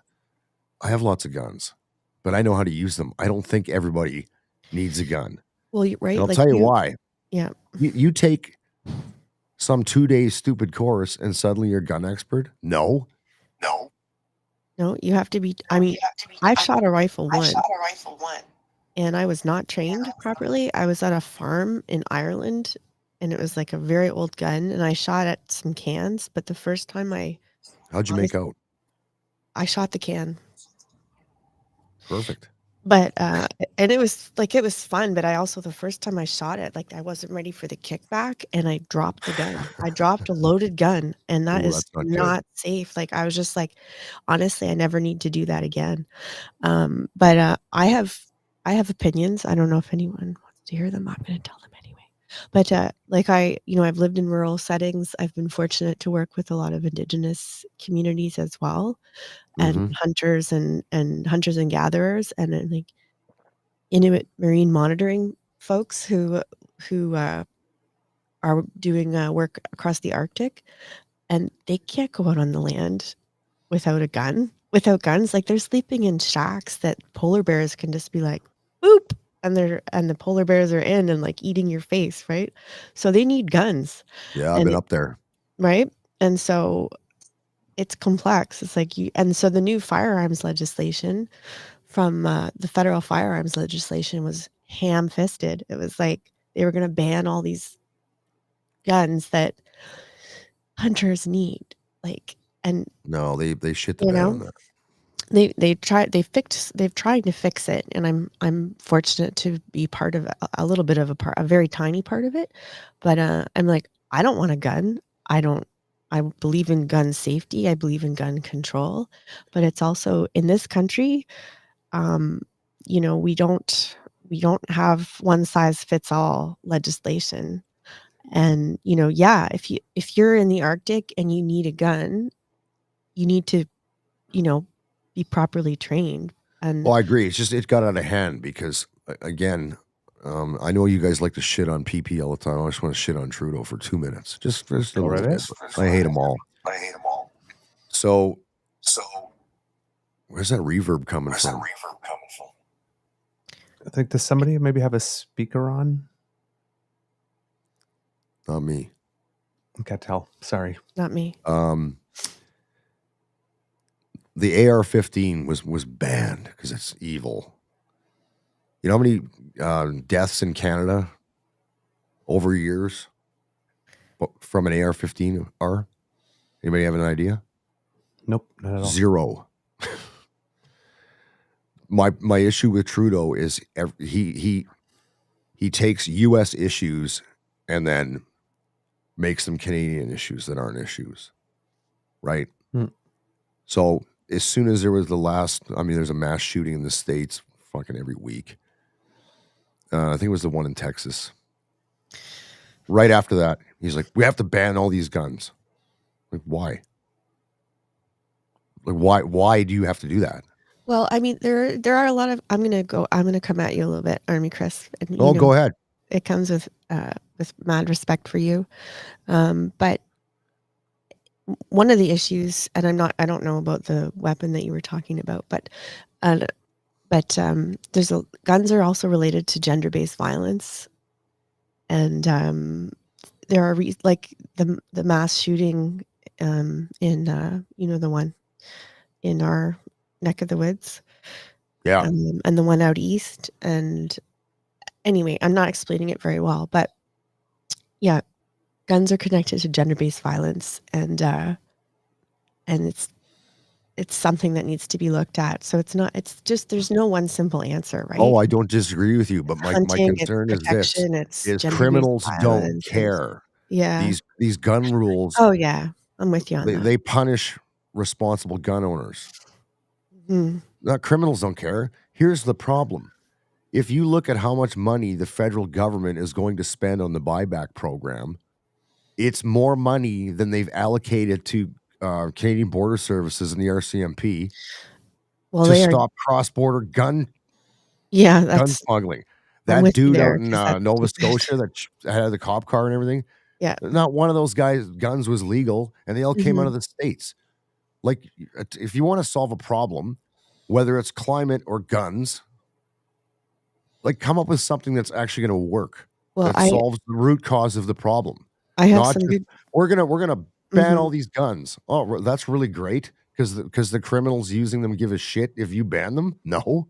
Hugh, I'm with you. Thank you for that. And I have some good friends who work for CBSA who are frontline, and my gosh, what they put up with, and they are so underfunded. And you know, one of my really good friends, he like when we started hanging out, he's like, you know, I was at his house. He's like, just so you know, I wear a gun to work every day, and I also have my own guns. But he is so well trained, That's the absolutely difference. safe. Like I believe in training. His ammo is in a safe, and you know, he takes it when we went to hang out at his cottage, and he's like, you know, like everything was done so properly. But in terms of his work, I mean, the underfunding is, I'm with you. Like it's like, yeah, okay, I support the buyback program. I didn't know how much it costs, but it'll be 3 times what they said it costs. But Look yeah, at remember the long gun registry? What that ended up being? I don't have the numbers in front of me, but it was exorbitantly higher. Because I know how much money they're offering on an average per weapon, how times 300,000 that are out there. Okay. What are you going to do with them all? You're going to send them to Ukraine? You're going to melt them down? It's all the administrative fees, all the people that process everything. There's multipliers of costs here that are not the Canadian public are not aware of. Now, just let me go backwards because I sound like the gun nut. No, I don't think people need AR-15s either because they don't know how to use them. And why do you need that? What are you going to do with that? Yeah. Zombie apocalypse? Maybe. Do I have an AR-15? I can't use it anymore. And to be honest with you, I never did use it. I bought it. It's been fired. 5 rounds went through the thing, and that's it. Listen, but if there's a most zombie people don't apocalypse, need I'm this. coming to your house. Sorry. And then you got these crazy guys that have like 90. Like, why do you need that many? That dude down in the States that shot up the concert in Vegas, he had like 100 AR-15 assault rifles. Oh, I don't know. Maybe there should be some checks and balances on why a guy's buying 100 guns. Yeah, I remember the first time I went to Chicago and I drove into town, and I started hearing these bang, bang, bang, bang, bang, and I was like, you know, Chicago's a dangerous city. It is. And anyway, it turned out it was just quarter sticks of dynamite that people were lighting off for some Oh, that sounds like America right there. America. But I'm like, I'm going to die here. And I was in an incident that fortunately did not get violent, but I was accosted on the street in Chicago. And you got to get a taser. That's what people need. I think. Right? Clean energy, man. It's electric. I think I just need a good tasers. Throat punch. Throat punches are good. Hey, you know Neil Young is coming to Edmonton. Can you believe that? Like, why would he come here? People hate him. Really? He's anti-oil sands and all that stuff. Keith, what do you think Neil Young's footprint is for every time he does his carbon footprint to do a concert? He's actually like super responsible on this stuff and like sources all of his things. He's actually like, he walks his talk. Oh yeah, no, he's okay. Like, no, if he does, that's cool. Because like I find guys like, you know, DiCaprio and all these other people. I know what your carbon footprint's a lot bigger than you're claiming. Like, so if you say that, I believe you because you're shit. Neil Young is grumpy, but he is like follows through on his like positions. Like, even if I'm like on the other side of the fence, I appreciate people who are not full of shit. If he walks the walk, cool. Got it. I respect that. It's guys that come out and do this to make some noise and create some controversy on Twitter or whatever that are not living that way. They're talking shit. That's what I can't stand. Yeah, I'd like to take up on that because one of the criticisms that Pierre Poilievre often has of the prime minister is by virtue of the fact of doing his job of being prime minister, he needs to travel places. And he does.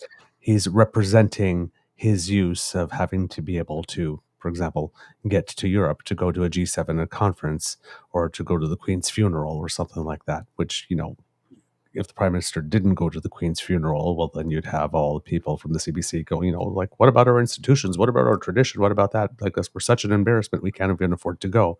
But then if we go, it's like, oh my God, well, how much GHGs did you use on that plane? Could you give us your opinion on why that this might be a particularly disingenuous argument when it comes to, for example, the prime minister specifically, who has a specific job to do. Yeah, so I would say we all should try and fly less. I know I've stopped flying unless it's really important for like, I fly for like weddings and funerals, basically. I'll actually to Alberta because most of my family's out in Alberta, including one of my nephews who's former military who now works in disaster relief stuff. I think you, Chris, you'd get along great with him. Oh, right on. But obviously, like, we need to change systems so that people can do the right thing rather than like asking everyone to be pure. And what I find is a lot of the attacks people make on someone for being, like not, because, anytime I am doing stuff, I'll often have people say like, well, do you use fossil fuels in your life? If you do, then you should just shut up.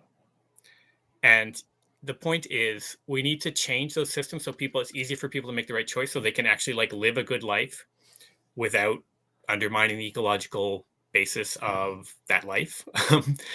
And so for like things like flying, we should all try and do less of it. For certain types of jobs, you're going to have to fly. I think like there is an expectation of our politicians. If you're going to like represent a country like Canada as the prime minister, you're expected to like not just sit in Ottawa. You're supposed to go out to different parts of the country. So that's normal, like, and I would say, so what we would, I'd say like, okay, like if you're going a short distance, take the train or a bus.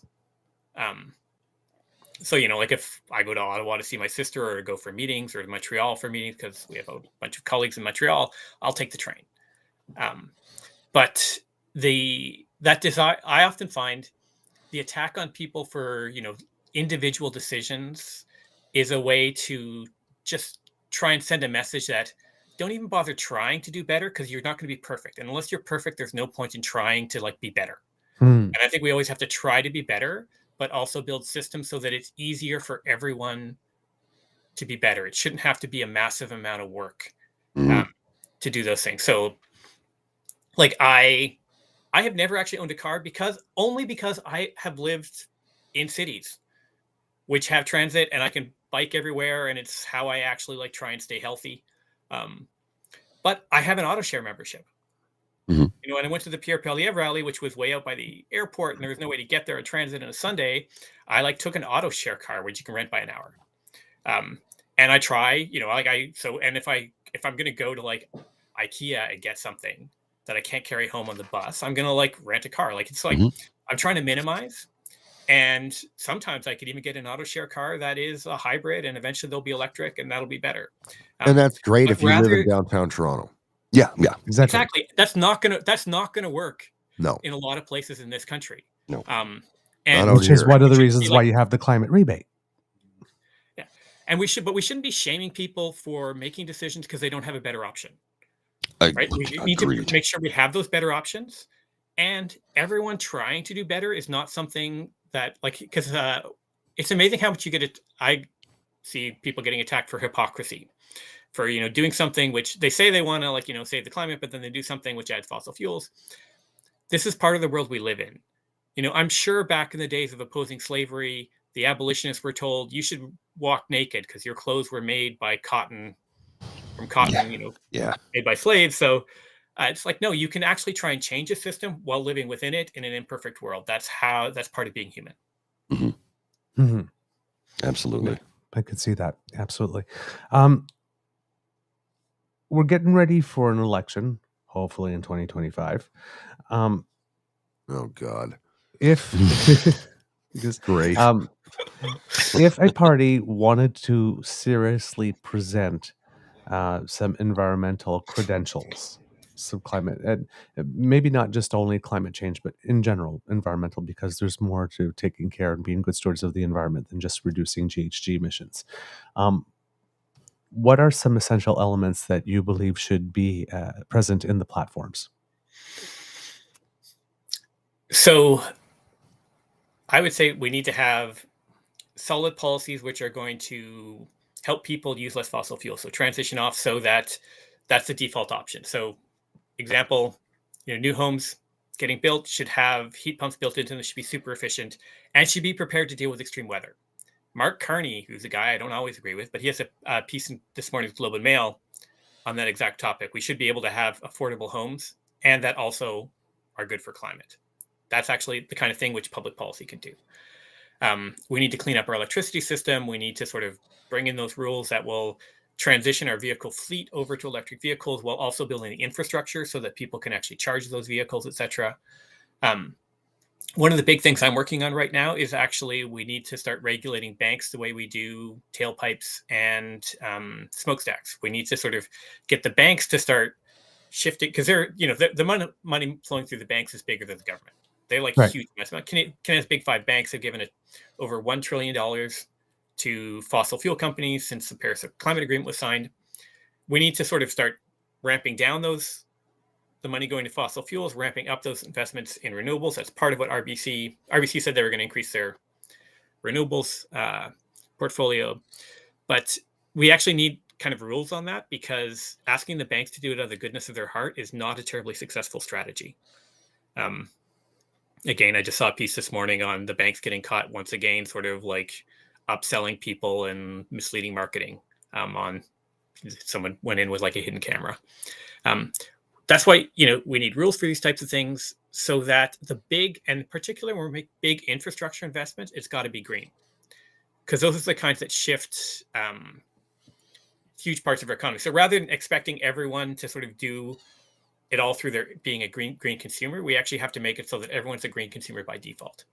And for that, there's like a million different things we need to do, but like in terms of it's like shifting as much to electricity as possible, electrification, build out that green grid.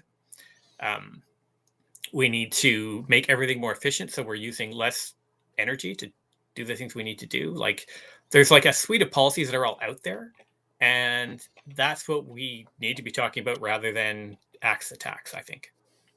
Okay. The other question that just popped into my mind because it was big news for a while and then it kind of disappeared. But the Premier of Alberta had put a moratorium on on green energy and cleaner energy projects for a certain number of months to try to come up with new rules and regulations, allegedly having to do with reclaiming that land. I believe those rules were recently announced, were they not? So that's what I was wondering. There would be rules, but they aren't clear on what those are. So for instance, like one of them was you can't build the stuff within 35 kilometers of a site of like scenic beauty, which is like, okay, who gets to decide what that is?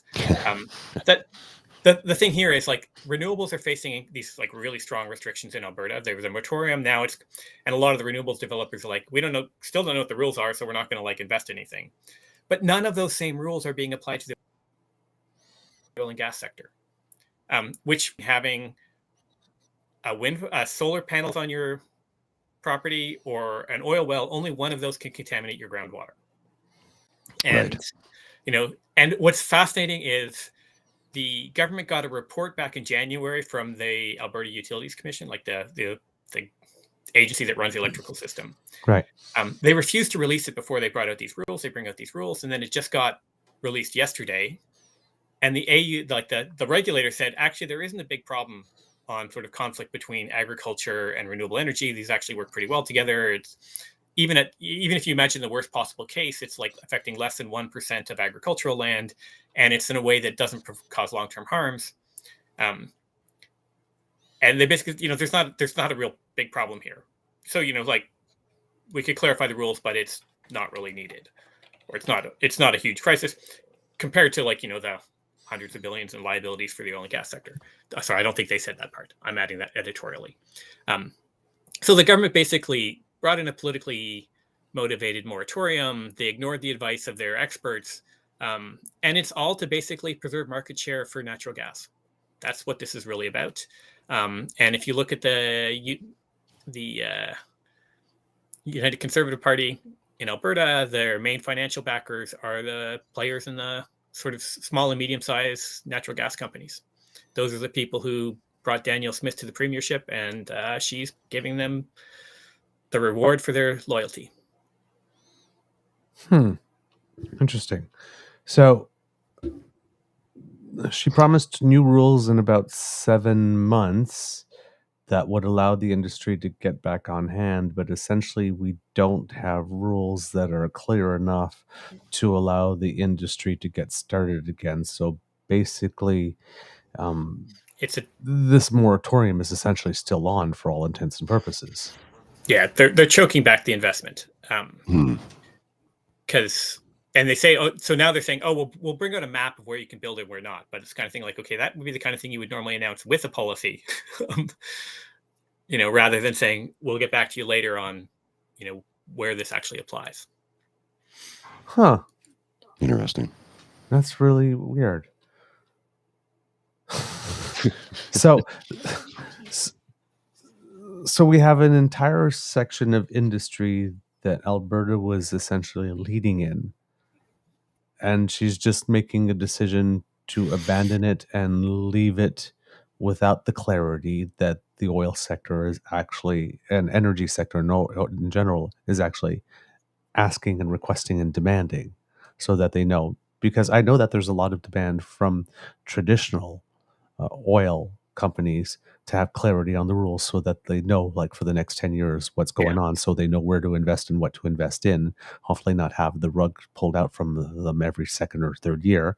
But I'm guessing green energy suppliers would like that same type of clarity, and it seems that they are deliberately not being given it. Would that be your assessment? Yeah, this is an attempt to choke back that industry. It's clear, and it's tens of billions of dollars of potential investment that is either on hold or gone. Yeah. So I'm seeing this. I have an article from the Narwhal here, and it says exactly what you said. Yeah. So the government plans to establish 35-kilometer buffer zones around protected areas and other pristine viewscapes, quote unquote, that will prevent wind farms from being developed, which could impact the majority of land in Alberta. Other renewable projects within those buffers could be subject to, quote, visual impact assessments. Speaking to the media on Wednesday, spokesperson said there's no universal definition of what constitute a pristine viewscape, but generally refers to, quote, areas that are unobstructed natural landscapes. Yeah, that's pretty vague. Clear. I mean, you talk to anybody in Alberta, everything there is scenic. No, it's not.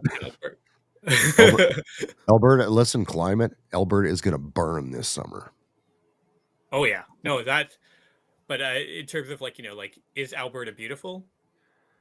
Oh yeah. We just talked about the renewable rules where they say you can't build within 35 kilometers of someplace scenic. Yeah. How do you define that? Yeah, that's the question that hasn't been answered.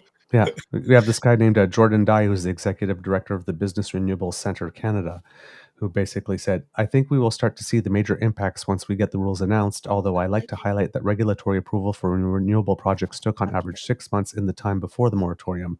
So at a minimum, the moratorium itself doubled the time for the regulatory portion of all these projects. While details are needed across all categories, particularly concerning is the continued vagueness of the viewscapes requirements. Taken at face value, an unprecedented 35-kilometer buffer zone around all protected areas would eliminate 76% of southern Alberta and would create a backdoor land ban. Any project that's even close to a protected area or what might be considered a protected area can't move forward until there's certainty from the provincial government. Dye called the new rules a second, quote, soft moratorium due to the uncertainty and extent of the changes. The new rules will apply to all projects approved after March 1st. There are currently 26 projects working towards regulatory approval. Yeah. What does that mean? Yeah. We're full of shit out here anyway. We're full of shit. Listen, Alberta's full of shit. The city of Edmonton's full of shit. I take out my blue bin with my recycling, right? You got to separate it. Different vehicle picks it up. And you know where it goes? It goes to the same fucking landfill. It does. Yeah. Talk about a waste of money and complete bullshit. That's what happens here.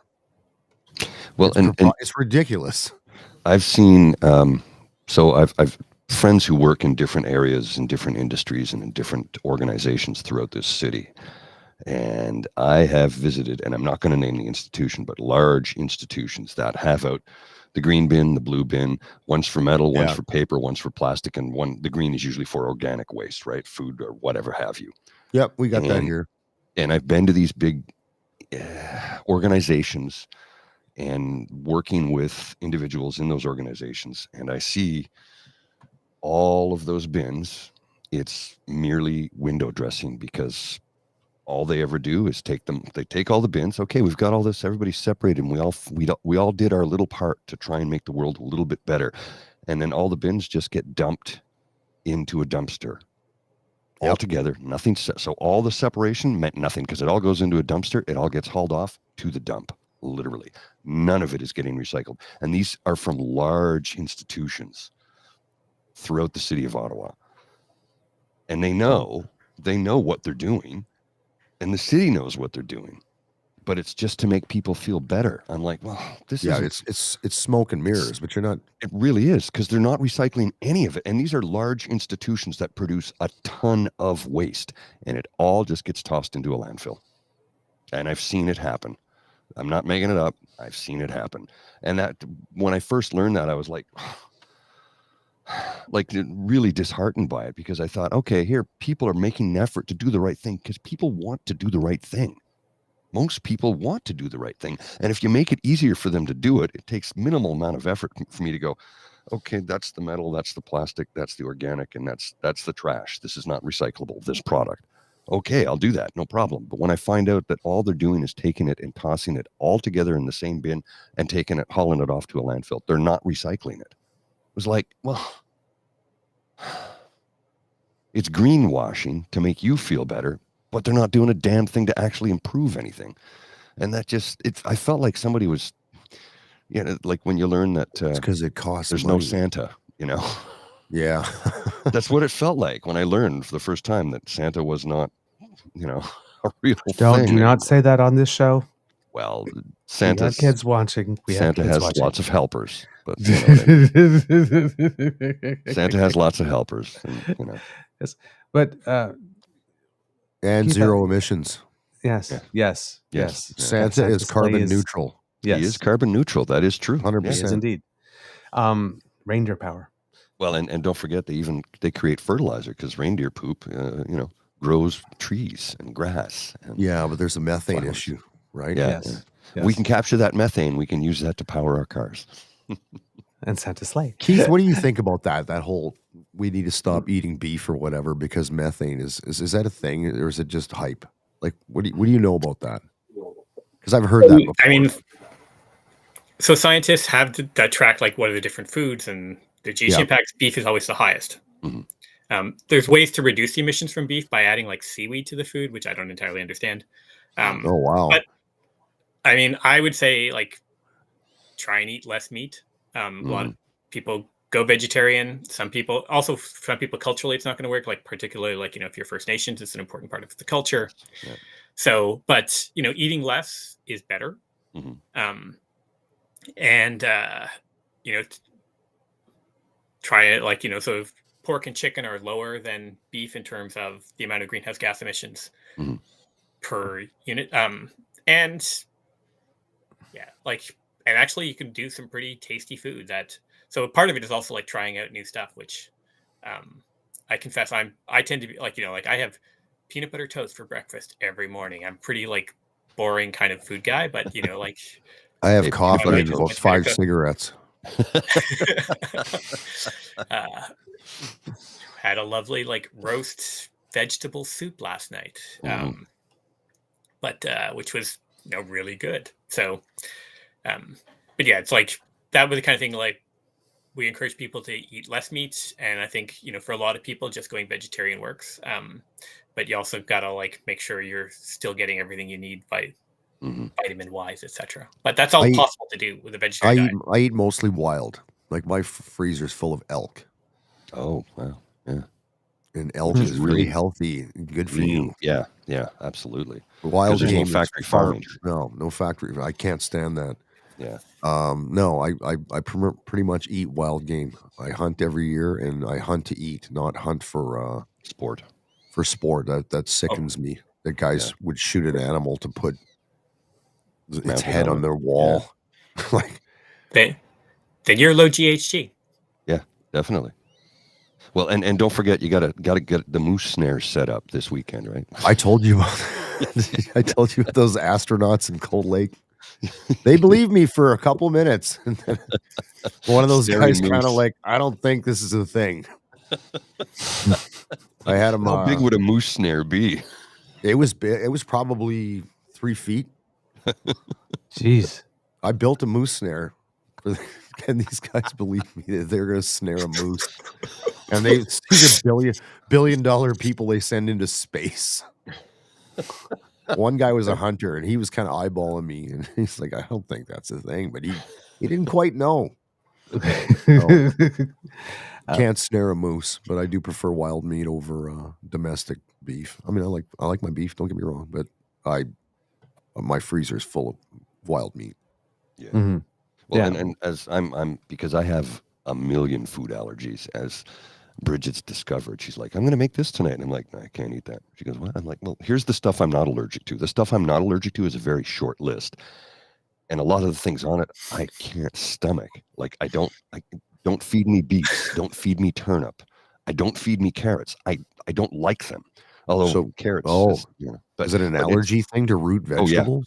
Yeah, oh, absolutely. Wow. That's bizarre. Raw vegetables. I can't eat raw fruits or raw vegetables. There's like 6 fruits I can eat, and they're blueberries, blackberries, strawberries, raspberries, and gooseberries, I think is the other one. That's about it for fruit that I can eat, that I don't react to. And when it comes to vegetables, I'm allergic to pretty much all of them, except for navy beans, which I don't like. So it's very difficult for me to eat. Like, I've had friends, you should go to a vegan diet. I'm like, no, I will die. I will die. I'll starve to death because I can't eat it. So my diet is beef. Go figure. Tuna. I'm not allergic to tuna. Beef, tuna, chicken, and pork is largely what my diet is, and potatoes. But here's the thing about potatoes: I can't even prepare them.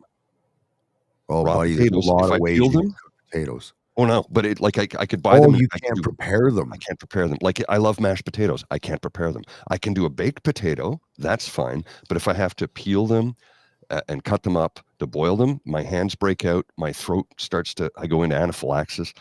And I'm not making this up. It's happened, and people have seen it happen to me. So you drink beer, though? Oh yeah, of course I drink beer. All right, well, you built a good Irishman always does drink beer. Oh, yeah. This is coffee, by the way. It's not beer. It's a little early for beer, but beer in a bear cup.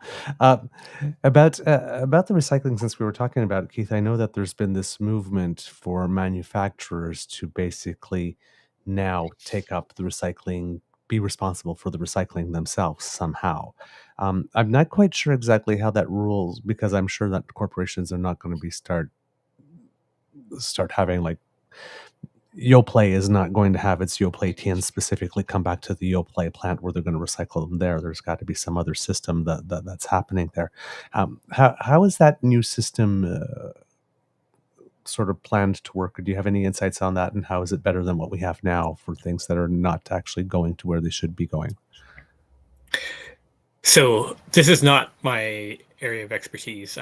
We actually have a woman named Sarah King who knows all this backwards and forwards. But the basic idea is when you make producers responsible for the cost of dealing with the garbage, they suddenly find ways to make things easier to repair, more durable, and easier to, like, dismantle, recycle, etc. Oddly enough, the design questions, like, depend on cost. Mm-hmm. And so the Europeans are way ahead of us on this. And so they brought in a bunch of rules called extended producer responsibility. But basically, it's like, you make it, it's your problem. And and story about being old. When I first got married, we, like, inherited my wife's, like, family's old VCR from the 80s. Right. And it lasted forever, and it finally died. And at that point, we had all these videotapes for our kids. You know, you have like a million of those, like, you know, Disney movies and that kind of stuff. So we wanted to get another VCR. We go in and we're trying to buy another VCR. Well, first we tried to get this one repaired, and the guy just laughed at us. He's like, you know, no one's made a part for this since 1988. And we're like, so we're buying a new VCR in the, like, 2006, 7 or whatever. And the guy was like, this is only going to last like 18 months to 3 years tops. I was like, what? This one lasted like 25 years? Yeah, no. They like, and that's planned obsolescence, right? Like, they used to build a thing that would last for freaking ever. Right. My parents bought a fridge in 1954. And when we finally, like, that thing finally died because my sister she was trying to like get the ice out of the freezer and she put a chisel through the Freon line. No. We dumped it. I was like so happy because I kept having to move it, and it was like made out of lead. It was one of those huge old fridges, but it just lasted forever. Now, like, we bought a fridge, a few years ago to replace a fridge that died, and the things are just breaking in it. But if the companies are responsible for dealing with the problem at the end of life, they don't want to take it back, so they're going to build something that lasts longer. And for you and like for all of us, that's good. That's why this is why if you can get the incentives right, rather than expecting companies to build good products going to last for a long time, when they're like, why would I build a VCR that's going to last for 20 years when I can build one that lasts for 3 years and you'll buy a new one every 3 years? So you're putting an economic incentive on them to like build it right the first time or make it easy to repair. And that is actually really good for the environment. It's good for the bottom line. And, the Europeans have been doing this for a while, so we can basically like just steal a bunch of their stuff. So I don't know all the details on how you do the legislation and that kind of stuff, but people have done it. And if you've ever gone to or had European friends come here, they often look at our stuff and they're like, "This is insane. Like, why do you have all this crap?" But there's there's big fights happening right now with like Apple over repairability of stuff, right? And the John Deere is like evil, like how they deal with tractors. Like if someone tries to put a part of repairs it without taking it, they charge a fortune. I got pissed off because my stupid printer, I bought like off-brand printer cartridges, and the damn thing locked up. It's somehow connected to like HP through the internet, and it figured out I didn't have an HP printer cartridge that cost 3 times as much, and so like the printer stopped working. Wow. I buy off-brand printer cartridges for mine, and she's good to go. It depends on how old the printer and the type too, though, because I have one like that as well, Keith. And same thing, I buy off-brand, it stops working. Really? Yeah. So I switched. I bought a laser. You could do a whole show on the evils of computer printers. Oh yeah, that would be an entirely separate topic. You're right. We could have a whole show on that. But it's basically if you make the rules so that it makes sense to make things that can be repaired, that are designed to be durable, which is even better than recycling, right? Both of those things are better than recycling. Yes. And then at the end of their life can be taken apart and recycled. That is that's the sweet spot. So rather than you and us like carefully like separating into various bins, which then get all tossed into the same place, it's like the corporations that made the stuff in the first place are responsible for dealing with the problem because they're the ones who can design things better. Yeah, so it puts the responsibility at the right spot, basically, and then gives the incentives to do that. Okay, interesting. Are there any other areas that you think that where we maybe have the incentives misaligned? There's lots of places where we have the incentives all wrong, but to me, like waste is the big one. Like this whole culture of use it once and throw it away, as if there's an away. There is no away. Like everything goes somewhere. That's basic role of ecology. You throw it into a landfill. It's not like it's disappeared. We haven't cast it out into space. No, we got to turn the moon into the next dump. Just to start sending all our garbage to the moon. Yeah. We could create a second moon just of garbage. Well, it's kind of funny. I mean, we've got so much space junk out there now that it's starting to cause problems for new satellites because the stuff ends up floating all around. It doesn't just disappear. Yeah. Although some of it falls back to Earth. So I'd for me also, I think there's a lot of things around transportation where we have the incentives all wrong in terms of, we've designed community cities for private cars. Right.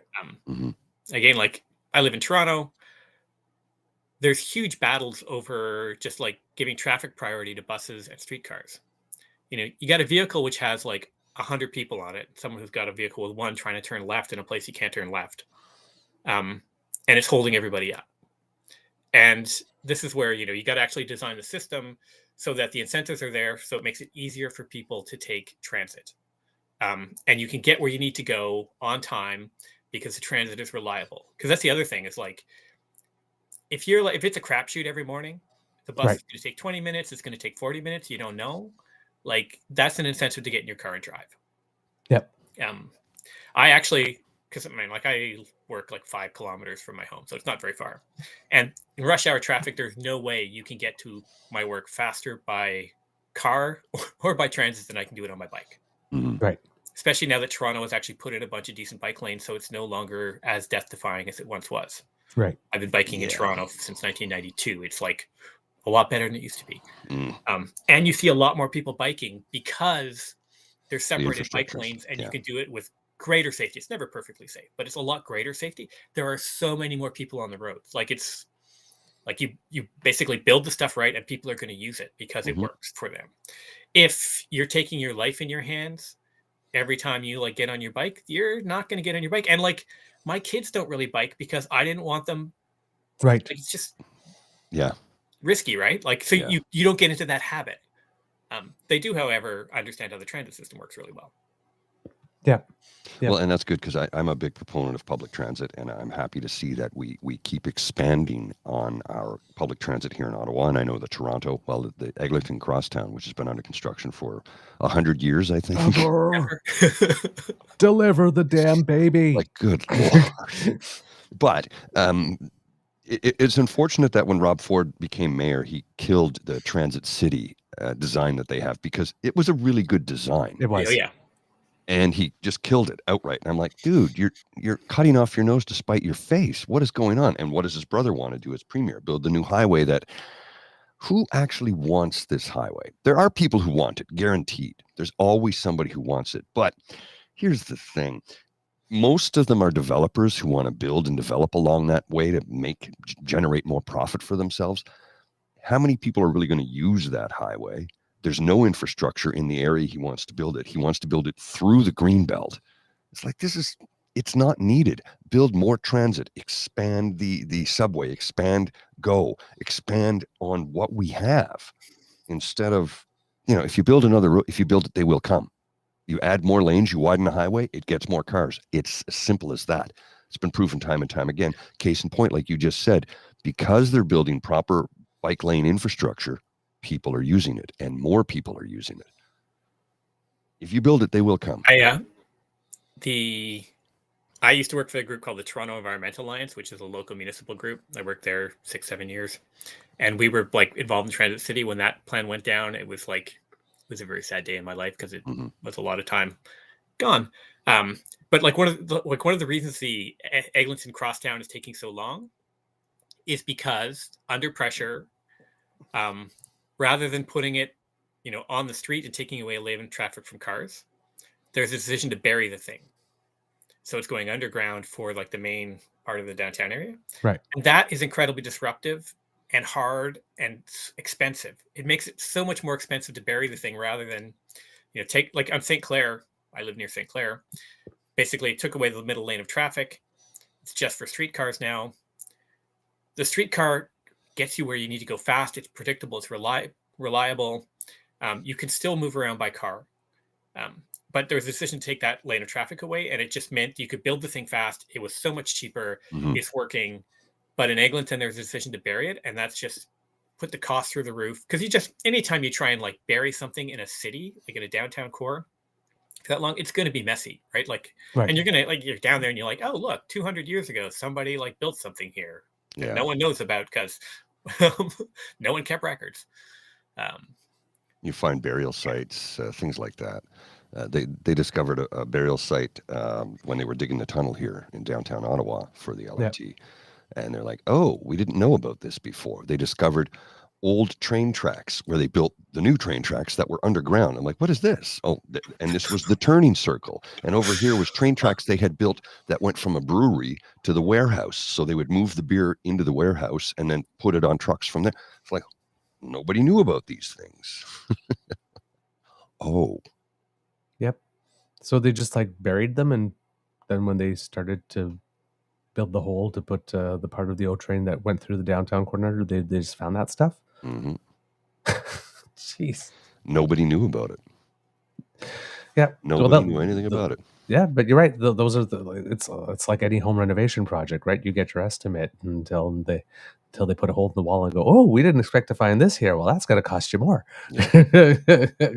Well, and any project of any type of infrastructure, it's like, we go in with a budget. And it's a projection.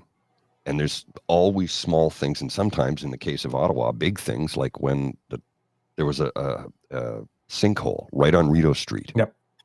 And some poor guy he's a locksmith. He had his minivan, Dodge Grand Caravan, full of all his tools and locks and keys and key cutters. Well, that fell into the hole. And what did they do? They filled it with cement. And they were pouring 24 hours a day for like 3 or 4 days straight. And a friend of mine who works for one of the companies that did a lot of that work said, we couldn't get enough people to get there. Because they had to, it's a major thoroughfare in the city. It's right downtown. It's a stone's throw from Chateau Laurier.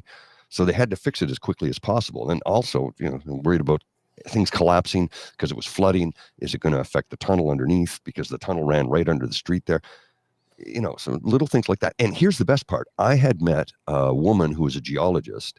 And when they did the soil samples, they had predicted, they said, most likely we will see a sinkhole during construction, and it's probably in this general, and they were not far off at all.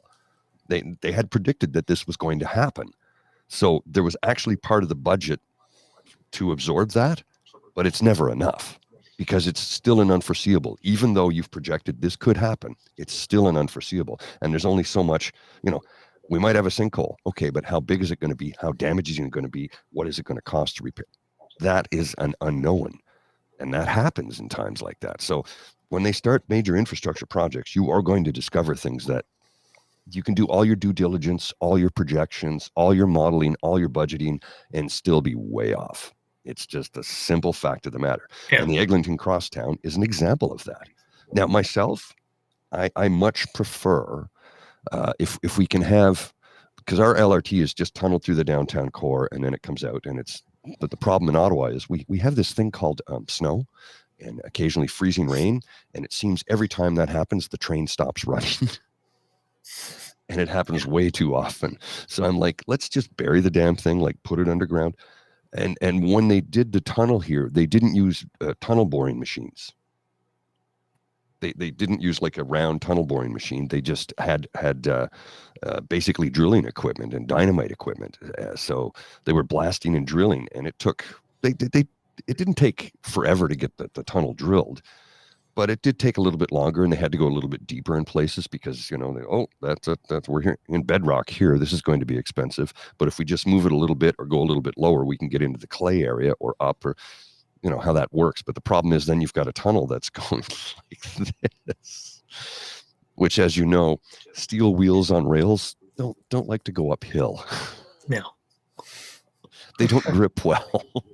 And the new section that they're building out in the West End, a section of it from Tunney's pasture is in a trench, and then it goes from trench to at grade.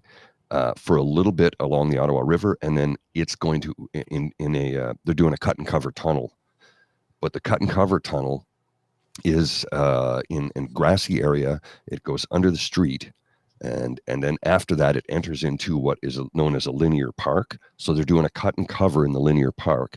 The park will be renewed once the system is operational, but the stations, they're going to be open air. So it's tunneled until you get to the station. They'll have the surface mount, and then it's all open air in a trench. I'm like, what? Why are the station should be covered? If the main part of the system is covered, why is the station not covered? Because Ottawa has crazy climate, insanely hot in the summer, usually insanely cold in the winter. This year being the exception because I think it's going to 15 degrees here today, and March 15th, beware the Ides of March. That's today. So I don't understand why they're doing that. And the East End is built between the highway in the median, which I think is ridiculous because people fail to realize that in the winter when, the salt is down and there's a snowfall, that's going to get thrown onto the tracks, which is detrimental to the train.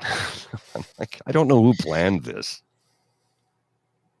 It's just so ridiculous. So if you were talking, for example, if municipalities were looking to put in better mass transit, what are some of the things that you think should be looked at in this case? So, like, I actually think Transit City was a good model where it was a lot of light rail above ground, and can move a lot of people quickly, reliably, and actually really low pollution because it's electric. Yes. Again, but it depends. It's really hard to. Transit's one of those things that it's hard to say, what's the standard because it looks really different in different places. Right. Like I grew up in Ottawa, then my parents moved out to Canada. Like Canada was weird. Weird. Very weird. I grew up in Ottawa as well. Canada, yeah. But like, so, why? like what's going to work in Burlington looks very different from what's going to work in downtown Toronto. Yeah. But you basically want to design a system that gets people, where they need to go reasonably quickly at a reasonable price, and that requires stable funding. It has to be viewed as like public infrastructure. I mean, we think nothing of paying a fortune for roads and highways, but then like for private cars. So people in their cars think like they aren't, transit is publicly subsidized. Cars aren't, where it's like, well, your car doesn't go very far unless someone has like put in all the roads and there's traffic signals and is policing it. Like there's a huge amount of money that goes into that as well. Right. And it's also a challenge. So it's like you also have to like shift urban planning to allow greater density because transit works better where there's density. And I think there's actually like a significant push almost across the political spectrum for that right now, at least, recognizing we need to sort of build up existing communities rather than just sprawl. Although Doug Ford being exception, he really wants to keep sprawling. Yeah. But it's fascinating that he's managed to like been beaten back 3 times on the Greenbelt. Right. He's lost 3 times, like trying to hand that over, that $8 billion gift to his developer buddies. And so these things are not inevitable. We can actually like try and resist them. But I do think that combination of affordable housing with mass transit that works for people is going to be like, I think if a political party can get that right, then they can actually do well on that because that's a big thing for people's concerns. And if you do it right, you also are making it a lot better for the climate because we don't have people like commuting vast distances every day in single occupancy vehicles. You mentioned something that's of interest to me because when you mentioned the Greenbelt and how there's a combination of good journalism that helped to Doug Ford backing down, and I'm guessing the strategies would be different for urban areas and rural areas. But if you are living somewhere, and maybe you want to speak to both urban and rural, and you see a project, and you're having concerns for the environment. So, for example, the Highway 413 that's going to go through, prime agricultural land, what they're doing at Ontario Place, for example, where they're just ripping out a whole bunch of trees. First, that and maybe a whole lot more than is really needed in order to be able to do that. Somebody wants to build something somewhere, and they're just going to clear cut rather than strategically cut or something. What are things that people can do if they want to try and encourage the government to make a better decision? Yeah, I think the tricky thing here is we actually have to, we have a long tradition of saying no to bad projects. Greenpeace, we're very used to that. The challenge right now is we also have to be able to say yes to good projects, particularly on housing and things like, increasing density. That can be tough because a lot of times people, they love their particular neighborhood. They don't want that character to change. I get it. But on the other hand, we kind of need to build up those areas. So there has been some amazing work done by like particularly the Narwhal, which is like a 3-person operation in Ontario. Denise Balkasoon, Fatima Sayed, and Emma Macintosh. Mhm. Together with the Toronto Star, like we've actually seen collaborations between like a nonprofit journalistic outlet with the Toronto Star, the biggest paper in the country, to expose a lot of those problems, which have helped really drive that. But it's also been, you know, community opposition. And I think, you know, the 413 is one of those projects we need to stop. Like, and I think the federal government can play a role in that because they actually have some tools there to stop these types of bad projects. Because the 413 is just like, it's an excuse for sprawl. It's like a gift to developers. Provincially, the NDP was saying, well, why don't we just try and move some of the trucks onto the 407? Because there's a, you know, mostly empty highway there right already. Like, why not, if you're concerned about traffic? But if we're going to say no to the 413, which we should, because it's a terrible idea, you know, through primary agricultural land, it's going to increase sprawl. It's going to embed all those things which we don't want to see anymore. And once you build, because, you know, when you build infrastructure, it's around for 40, 50 years. Right. You got to make sure when you make those decisions, you do it right, because it's really expensive to kind of go back and revise. But we've also got to get I'm sitting Dufferin and DuPont in Toronto. When I walk my dog in the morning, I see like 2 cranes kind of like over that way, and there's 2 cranes that way, and there's a couple that way. There's like a lot of construction happening. Right. Density, like the shopping mall that's a 10-minute walk from my house, is being completely rebuilt with like 4 massive towers. And it's going to have, you know, tens of thousands of people. Like, those are the kinds of development projects which are good. And I, you know, like some of my neighbors were not that keen on it because, you know, this is a relatively low density little section, but we need to start supporting those projects as well. You know, and we're going to have to put on more buses because, you know, once you have, you know, extra few tens of thousands of people move in, you got to like be able to move them down to the subway. But it's like, none of these things are easy because it's, you know, but definitely like on things like blocking the Greenbelt projects. The key thing there is actually one of the things I think the provincial Liberal government did here well in the kind of like 2008 period was when they established the Greenbelt, they did a lot of consultation. They got a lot of community buy-in. They also established a Greenbelt Foundation, which basically has spent years sort of like making sure people love the Greenbelt and because by connecting people to it. Right. So that they have that connection, they sort of see the value. And so like a lot of the opposition to the sort of attempt to intrude into the Greenbelt didn't come, like, it wasn't just downtown Toronto. It was actually mayors in the 905. Right. We're saying no, like, you know, Hamilton was saying like, well, you know, we'll build up, like, you know, like we'll build up our community rather than sprawling more. And that was a pretty potent pushback on the Conservatives. I think that's why they flinched because, and then also, you know, with the help of the Narwhal and the Star sort of and other media outlets sort of showing like, okay, who's really benefiting from this? You know, is this who is this really good for? Oh, it's good for like a few people who all happen to have shown up at Doug Ford's daughter's stag and doe with envelopes of cash. Right. Yeah.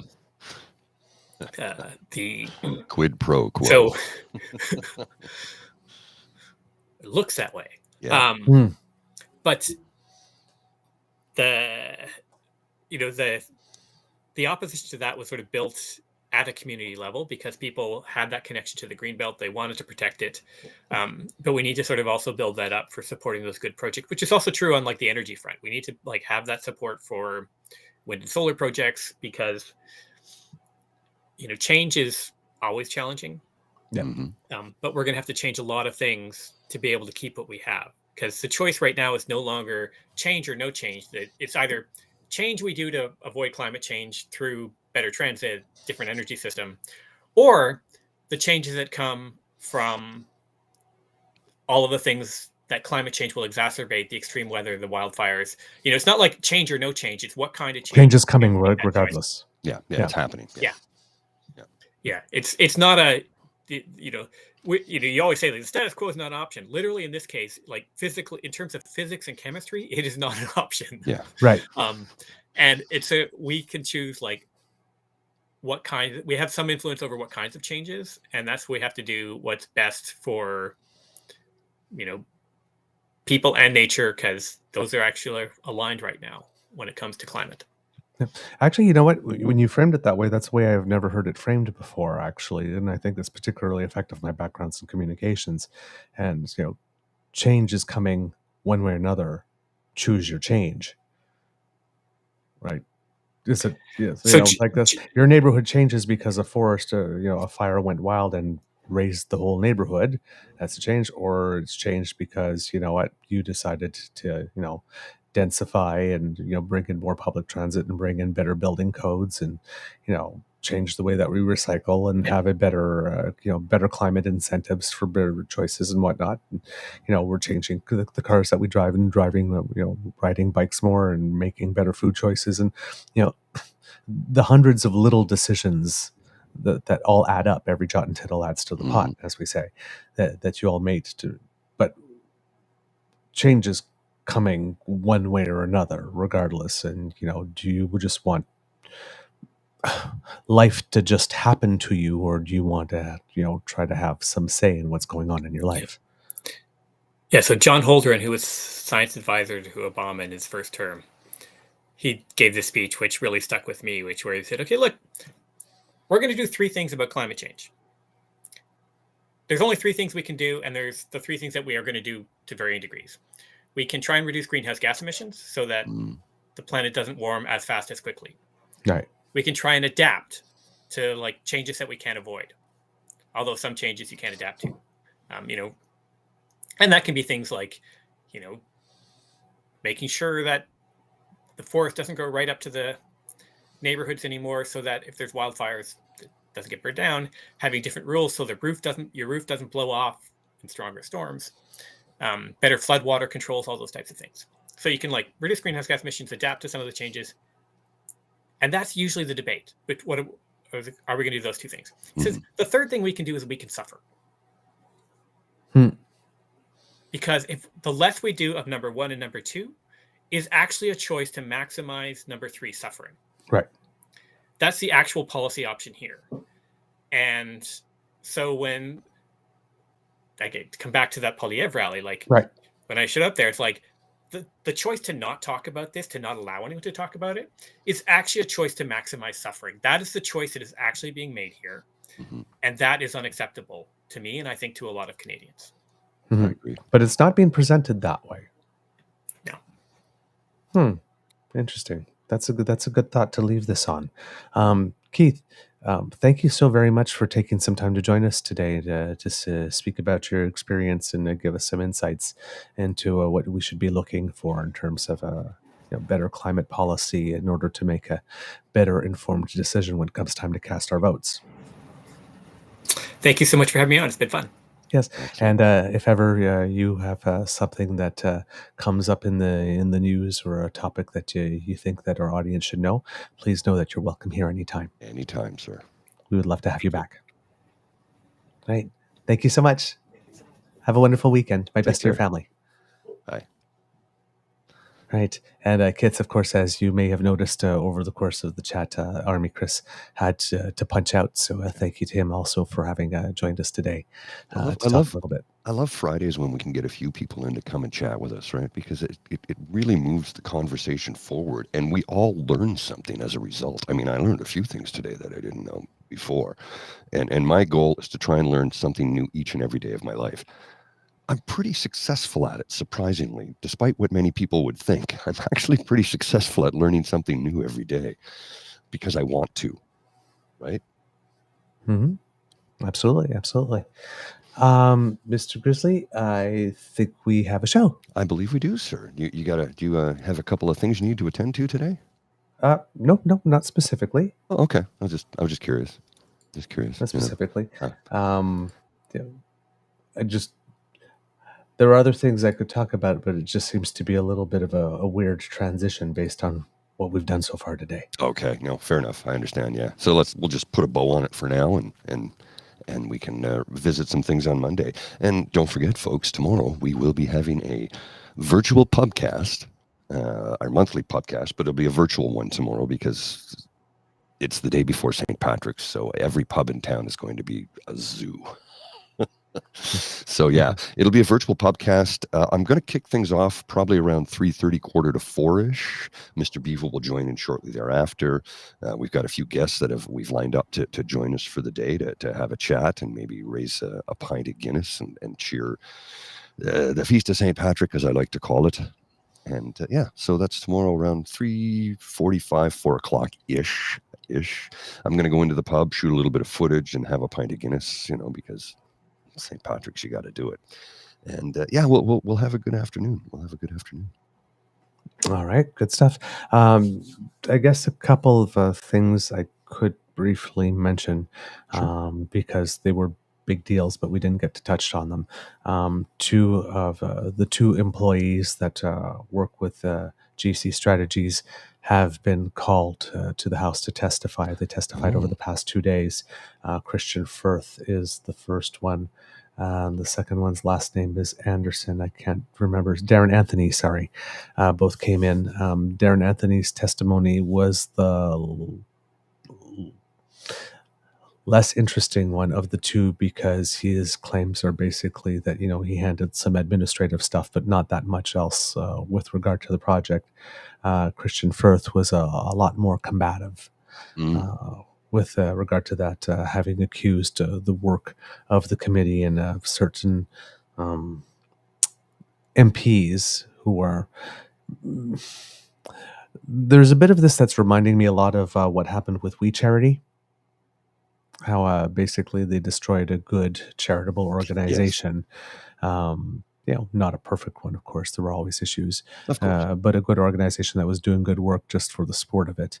And it seems that something like this might be going on here too. Christian Firth had complained that, he's received death threats and has needed additional security and all that kind of stuff. And they've frozen his ability to be able to get new contracts, which, of course, while this is going on, makes it difficult for them to do their business. And let's even though there's a lot of money involved, it is a small business. Yep. So and what happened to the small business when Pierre Poilievre doesn't like it? He works to destroy you. Remember the Donut Gate? Yes, or the brewery. The brewery, the Donut Gate. Yeah.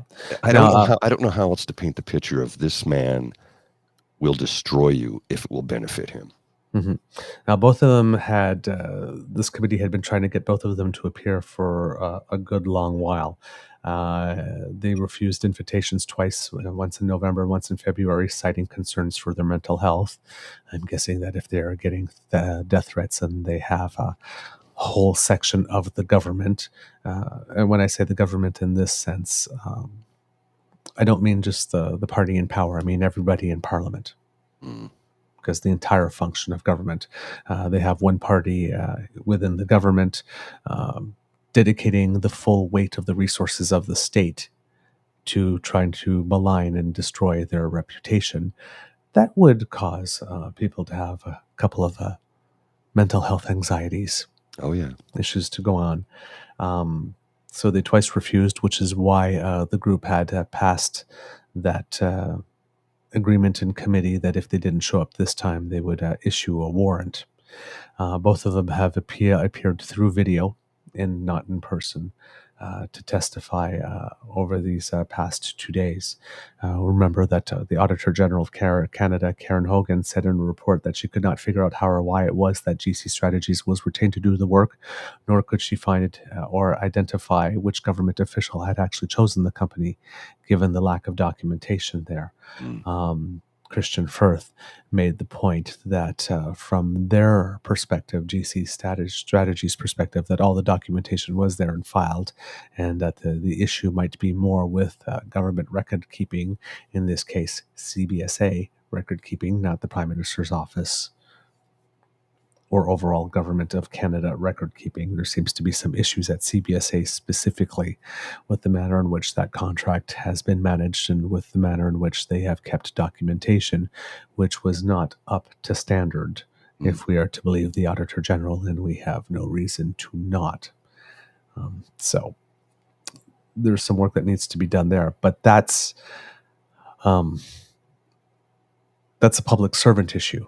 Yes. That's a public service issue. It's not a government issue. And I know that everything, the buck stops at the government and the buck stops with the minister and that type of stuff, and that matters. But that is, once you get to that level of departmental work, if receipts are not being kept the same way and right way, or documentation is not being kept the right way, that's a couple steps removed from the people for whom we vote. Specifically, doesn't mean that they don't have ultimate responsibility and don't need to look into that and establish changes, but you can't necessarily also say that's their fault.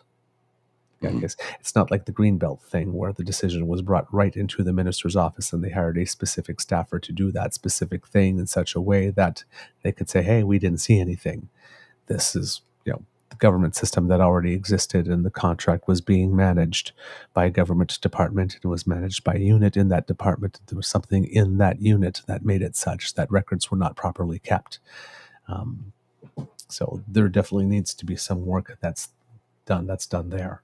But you got to put the blame where it lies at some point. There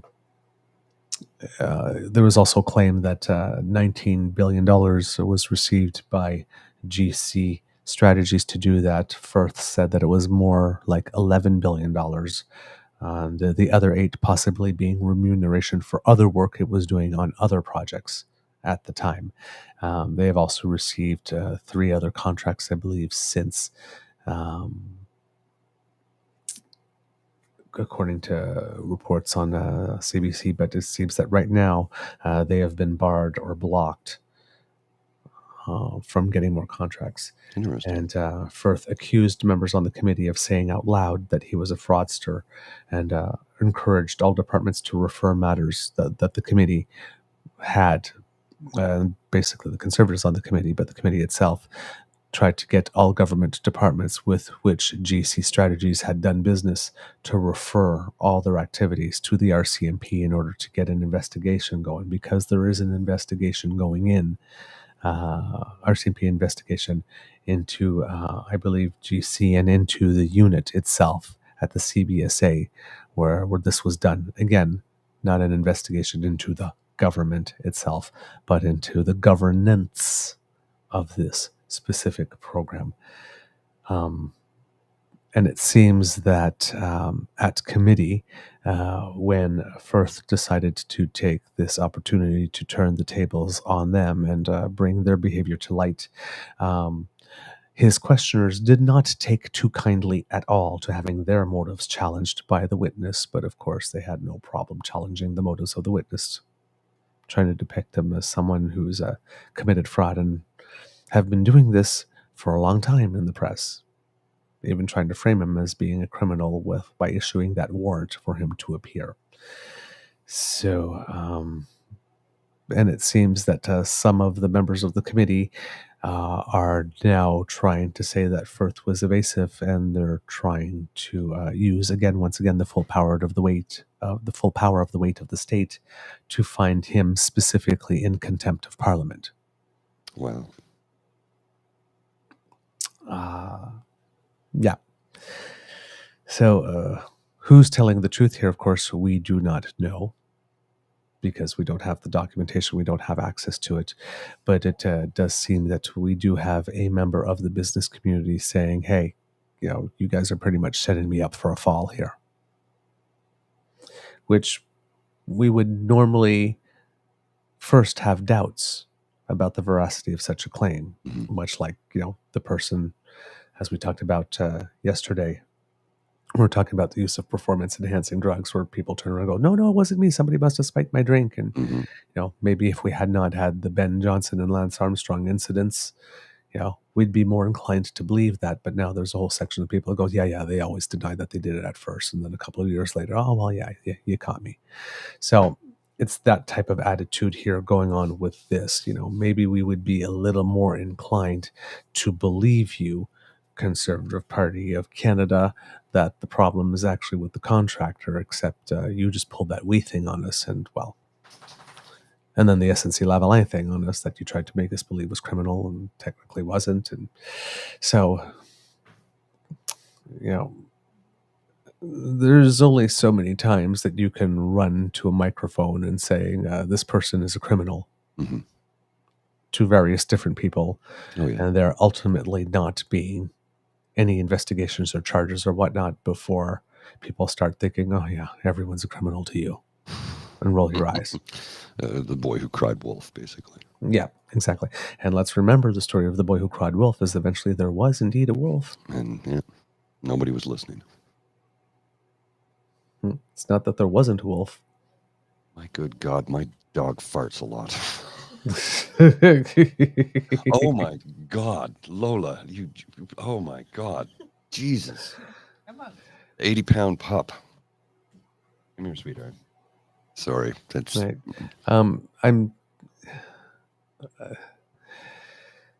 I don't want to regulate what's happening in the chat, but it would be really nice if we got off the Dina and Joe conversation. Yeah, can we just put that to bed, please? We're not going to agree. No, so let's just leave it. Clearly. Yeah. So we can just respectfully disagree. Yeah. It surfaces just way too often and makes the chat environment unpleasant for everyone else who has to watch it. And we don't want that. Like this, where we want to create an environment where everybody can come and we can hug it out at the end. It's, and we're talking about environmental stuff here. Yeah. It's not like just, if you have your side and if you have your friends and you have your cause and you believe in it, that's great and whatnot. But it doesn't, this, constant like having to butt heads and making fellow kits that are here trying to be framing them as the bad guy or the bad girl in this. There are people that are going to believe what they believe about Karima, regardless of what the truth are. There are people that are going to believe what they want about Dina, regardless of the truth. There are people that are going to believe things about certain kits who have had run-ins, either positive or negative, with any of these people involved. Regardless, your personal experiences with these people are true and real for you. Yes, and I don't think it's the place of others to have opinions on the personal experiences of others. If one person's experience of someone is negative, they are allowed to have that, and they should not be considered a bad person for saying it. If one person's experience with someone that someone else had a bad experience with is positive, they're not a bad person for having said that as well. But the constant circulating and coming back to the same issue and never getting any resolve, because there will be no resolution. Your experience was positive, your experience was negative. And that's okay that you both had two different experiences of the same person. If I have a negative experience with someone and somebody says my experience of them was good, the fact that their experience of them was good is not going to change my opinion on my experience of them. Exactly. I'll be happy for you that your experience with them was good, but mine was still negative. And there's no amount of back and forth that's going to change either of our opinions on that. So those are the types of things where we can actually say, let's agree to disagree about what we think about this person or what we think about this movement and move on in order to be able to make room for other discussions and not just always having to rehash the same ones all over again. It's just, it's like we're trying to create a little space in our chat, where we can exchange our ideas and our experience and our thoughts, and for other people to recognize them as valid, even though that's not necessarily true for them. So if we can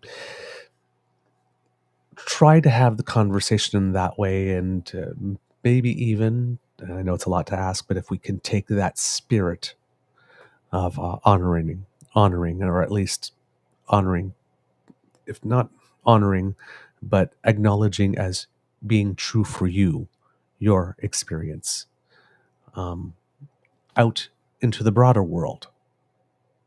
That would be great, because I sometimes see this conversation continue offline in forums that are not this one, where I see people that I care about on both sides. of this. Doing things to each other and saying things about each other in other forums that could be kinder. Let's put it that way. Could be kinder. I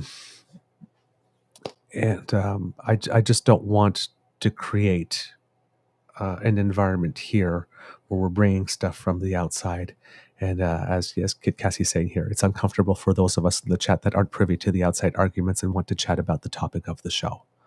And we would like to, have this, it's okay to have history with people, right? It's okay to have history with organizations, but like I said, our personal experiences are ours and we share them, and, and it should be that. It's like, wow, I'm sorry you've had that experience, like this. I recognize you've had that experience. Mine was different. Oh, okay. Well, yours is different. I'm glad you had that different experience. And that's really where it should end at that point, because there's really nothing to be gained of trying to convince someone who's had a bad experience or someone who's had a good experience that the person that they've had that experience with is the complete opposite of the experience they've had of them. It's just not going to happen. It doesn't work. It goes nowhere. All right.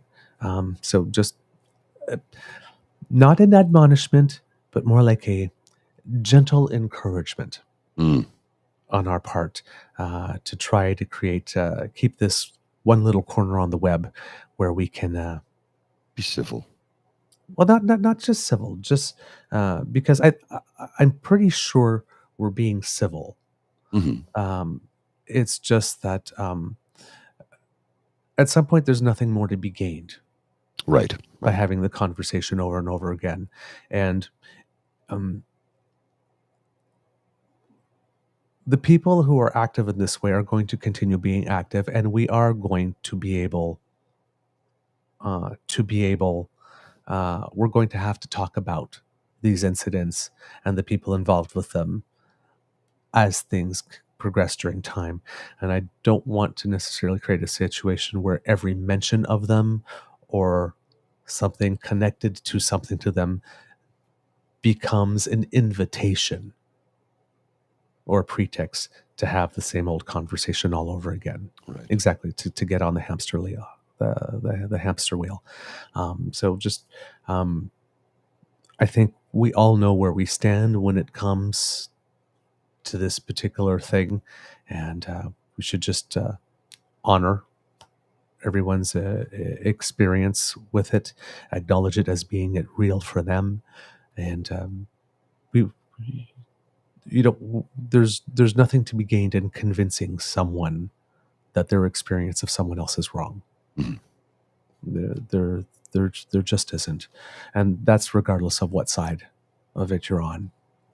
Regardless of what side you're on, which is one of the reasons why I often talk about, approving of tactics and strategies as opposed to approving of people. Right. Because we all make wise and less than wise decisions in that which is important to us and what we want to pursue.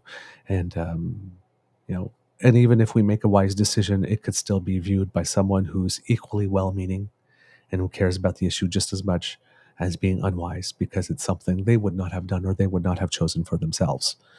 But it doesn't mean that it's illegitimate, right? Just because you wouldn't have chosen it for yourself, or, well, that's something I wouldn't have done, doesn't mean it's something that was wrong to do.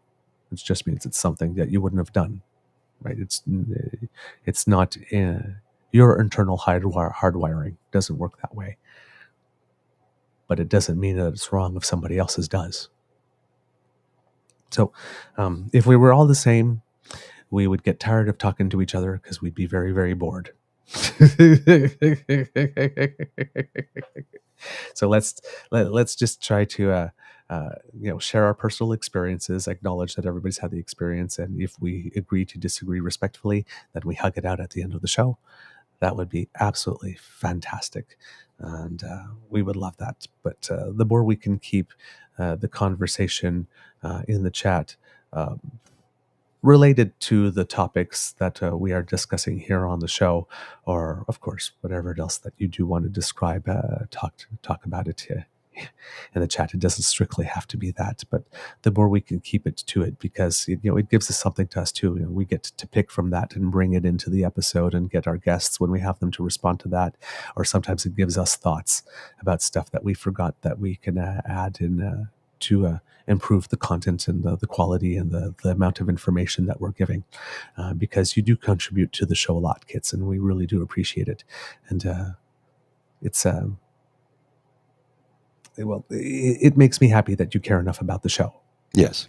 Like this, to want to be able to contribute things that are material to it, and things that we can, and things that we don't know, because we're only two of us and we can't read and see everything. And, we rely on you a lot to bring us, to check our blind spots for us as well. And we're going to make mistakes because we're only human. Yeah. So just like you said, we talk about be kind to and gentle with yourselves. Let's do that in the chat as well. Right. Works for And me. I'm sure that, how would I put it? On chat, it's all written, right? So you don't have the benefit of tone. Mhm. You don't have the benefit of inflection. And There's whatever no it nuance. is that Nuance you is are completely lost. exactly, and whatever it is that you're showing up with, like if 10 minutes or 15 minutes before coming onto the show, you had a bad experience, something else, that will make it more likely that if you're reading something that doesn't have any tone or inflection, reading it with darker colored glasses rather than rosier colored glasses. Mhm. And then you go, what do you mean by that? And it's like, and that might not have been intended. So one of the things that I ask people is to not first assume the worst of others. And if there's something that you're reading on the chat, somebody's saying that that's maybe you're maybe taking it the wrong way, maybe to first assume that maybe the intent was not to have said it in the wrong way. And the question, I don't understand what you mean. Could you please reformulate it, or could you please explain what you meant by that? Is a valid question, as opposed to assuming. Take some time to check that somebody actually intended to be offending, because sometimes we just take shortcuts when we write. There's certain words that we leave out, more diplomatic, the pleasantries, and and things get missed, and then we first assume things about the intent of others that weren't there in the first place. So some of these conversations are probably better had in person, or at least voice to voice, so you can have the benefit of all the color and texture that goes with language that gets that disappears from it when you are just doing it on text. Kit, James, and I have that issue often. When we're just writing to each other, that it's like, I was like, why are you being so surly? It's like, I'm not being surly. I thought we were having a great conversation. It was like, oh, I'm perceiving you as being surly. It's like, well, no, I wasn't being surly at all. Oh, sorry, my bad. But we respond to what we perceive, and not necessarily sometimes what was actually intended. So take some time to check in with the person that you're writing to be sure that we're not misassuming on intent as well. Well, somebody earlier in the chat from a paired channel from somewhere, I don't know where, just started to, and I'm like, bald much? What kind of shampoo do you use, Paul? I'm like, are you trying to make fun of me? Because we're all well aware that I shave my head. Yeah. But that's like but like if it's someone that you don't know, you don't have a track record with, it's like, okay, is this good-natured ribbon? Yeah, and you can't tell. Are you just busting my balls, or I are just you trying laughed to it get off. at me? Are you trying to goad me? Are you trying? But it could be taken both ways. And again, if you come like yesterday when you came in with a migraine, maybe yesterday you just would not be having it. But today you're in a better mood, and somebody's just busting my balls. And it doesn't bother me. I know I'm bald. I shave my head. Yeah. But it's what you bring, what you bring to the party matters. So, yeah, like I said, just more of a gentle nudge an incentive towards wanting to create a space where we can have that fulsome discussion like that. Because, you are the best damn fam in all of podcasting. And, I'm a little selfish. I want to keep you all here.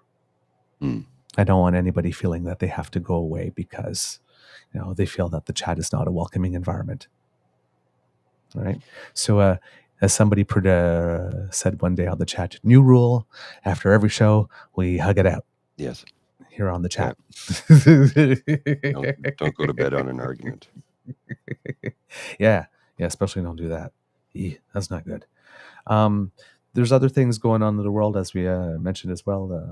There's that thing of ArriveCAN. There's stuff going on in Haiti.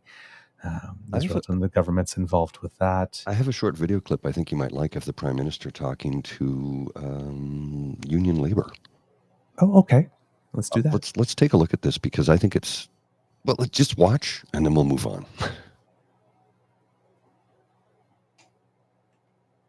Oh, now it won't play. Try and reboot it one more time. Yeah. Yes. Kit Ina makes a great comment here. I think we also need to keep in mind neural diversity as well. Yes. Yeah. Yes. That's a very, very good point. I'm glad you raised it. You're absolutely right. And your expression for those of us, I have ADHD. Which I think is defined as neurodiversity. Why does this thing keep defaulting to this? Ina. Sorry, Ina. Yeah. We have an Ina who contributes to the show. We have an Ina, and I keep on mixing up your names. I'm so sorry. Yeah, there's two. Yeah. Sorry about that. Let's try this video clip again. I think it's going to work this time. Hang on. Here we go. Oh, for Christ's sake. Tech will not cooperate. All right. It's on the Twitter, so Elon, get your shit together. All right. Well, I think that's probably our cue then, Mr. Grizzly. I think so. Let's consider this a show. Kits and Cubs, we hope that you enjoyed this episode of the Daily Beaver Morning Show because we love making this for you. Remember, sharing is caring, so please tell your peeps and poops all about us because word of mouth is priceless.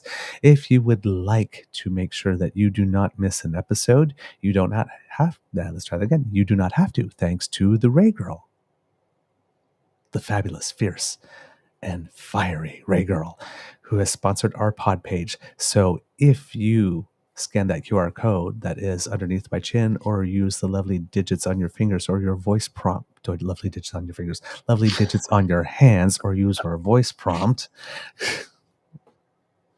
I don't know how to segue out of dad mode. I got nothing.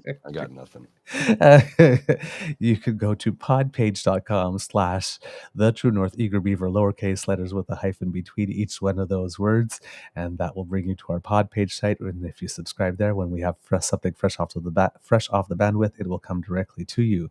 If you'd like to support us in other ways, make like Kit Elaine and go to the True North Eager Beaver Media Incorporated YouTube channel, where you can click like, share, and subscribe. And that way, you help us a lot. And yesterday we had asked people to help us as we get to $6.75 a week. And I know that when we started the show, we were at $6.74.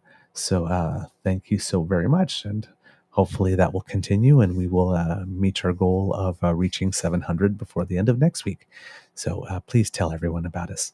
And if you would like to help us in other ways, the QR code that's appearing right by Mr. Grizzly's head over there, well, that brings you to our coffee page where you will find the emergency hydration fund here at the Beaver Lodge, where you can contribute to making sure that we have staff that can help us make that show. Guinness, hot chocolate, coffee, and Caesar are all waiting for us. And they deserve a raise. So, because they have been definitely making sure that we put out some decent product for you. So if you can make a little contribution there, we would appreciate that. Everything that you donate to us is very much very much cherished and appreciated. But as always, like we say, the gift we cherish most is the gift of your attention. If you would like to write to us, truenortheagerbeaver@gmail.com. And if you happen to be listening to us on Apple podcasts, reviews and stars are greatly appreciated. Also, for those of us who listen to us on Google Podcasts, it seems that that service is going to be discontinued relatively soon as well. So please make plans to migrate to another platform when you have the opportunity, to make sure that you do not miss out on our offerings. Because democracy is something that you do, please write those letters to your MPs, your MPPs, your senators, and to your media. In the spirit of the show, ask for more complete coverage on what is going on with regard to climate. So, for example, hey, stop talking about the climate regulatory fee without talking about the rebate. Stop referring to it as a tax when it's a regulatory fee. Talk to us about counterfactual, that if we're not doing this, if we're not putting money into a carbon regulation, then what happens? How could that cost us otherwise? And other things of the sort. Or just basically explaining how it is that, charging a carbon regulatory fee to raise the price of certain things actually contributes, when it comes to consumer behavior, to people making better choices. All these discussions are important, and a lot of them get evacuated from the general discussion in order to get to the shortcuts or the soundbite or the sensational bit of the day.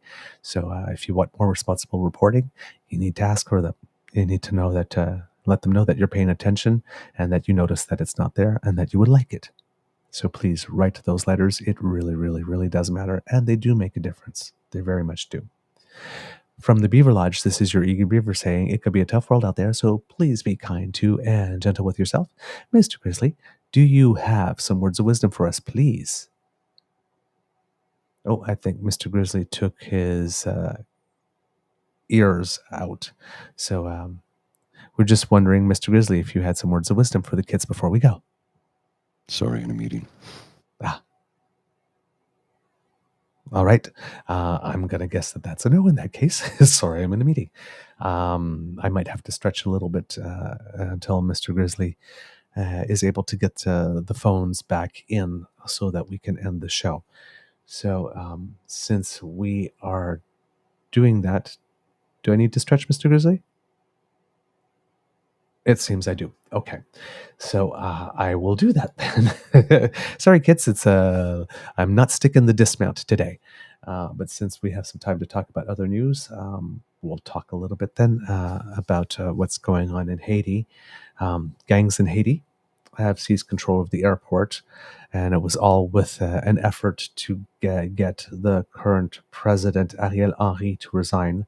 Gangs had also seized control of about 80% of the capital, Port-au-Prince, and have been creating pretty much a state of anarchy for about 11 or 12 days now, attacking police and government infrastructure, leaving hundreds of people dead, injured, or kidnapped. Ariel Henry, the recently I guess, or soon to be resigned president, took over 3 years ago after the former president was assassinated. I think it was Jovenel Moïse was his name. And he had fled to Puerto Rico over the past few days in an effort to try to seek international help with the situation. He had negotiated a 1,000-strong police force that would be arriving from Kenya to try and help with that. It seems that there were some delays with regard to that, or some thought that it might not go through. It seems that the Secretary of State of the United States, Mr. Blinken, has had talks with Kenyan officials to try to make sure to keep that initiative going. The leader of the gangs, some guy that goes by the nickname Barbecue, has seemed to have made a commitment that the gangs there would express, more than express, but would oppose violently any intervention or international intervention to try and reestablish order, anything that was not organic coming from the people. And that's one of the situations in Haiti, unfortunately, has been for the longest time. The people of Haiti have not been allowed to choose their own leader. There's always been some type of interference or influence from a foreign country somewhere. The people in the capital and throughout the nation are desperate for food and water. Officials have, from many countries, have been meeting in Jamaica over the past week. Canadian officials have been there. That they've been taking part of an emergency meeting that was called by the Irfan Ali, who's the president of Guyana. Bob Ray, who is our ambassador to the UN, had gone to those meetings and was trying to help there, joining leaders from the United States, France, and many other Caribbean nations. The installed president, Ariel Henry, has announced that he would resign if a transitional presidential council could be struck in such a way as to elect a new president.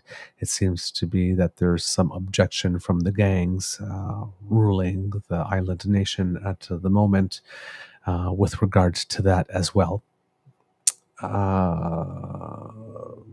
They're particularly not keen on that type of initiative. And according to Bo of the Fifth Column, who we listen to a lot and take a lot of information from, it seems that the most important thing the international community could do for Haiti at this time is to indeed allow them to actually choose their next leader from a slate of candidates that is also of their own choosing, and to do so freely. The United States has sent in some Marines to get non-essential staff out of its embassy. I believe Canada Everybody's been pulled. Everybody has even been essential. Has been pulling staff from the embassy as well. So I'm not quite exactly sure what the resolution is going to be there, and how we get out of that situation, because the gangs do very much seem to be in control of the country, and there does seem to be a pretty much total state of anarchy at the moment. But the current situation also can't be allowed to persist, so I'm not smart enough to know what the solution is. There are much brighter minds than me out there trying to figure it out, and so far they seem to be pretty much at a loss as well. All right, Mr. Grizzly, if you're not in a meeting and you do have words of wisdom, that would be great. If not, I'm blank. Sorry, I'm trying to solve a technical issue here at the same time. No worries. At work, no so worries. I'm just drawing a blank. Sorry. Then, kids, I will wish you have a wonderful weekend, and my words of wisdom would be: take some time this weekend to do something for yourself that brings you joy. Doesn't have to be expensive. Just has to be something that brings you joy. Okay. Connect with your sense of joy. Mr. Grizzly, please cue the rooster. Trying. You are listening to a True North Eager Beaver Media Incorporated podcast.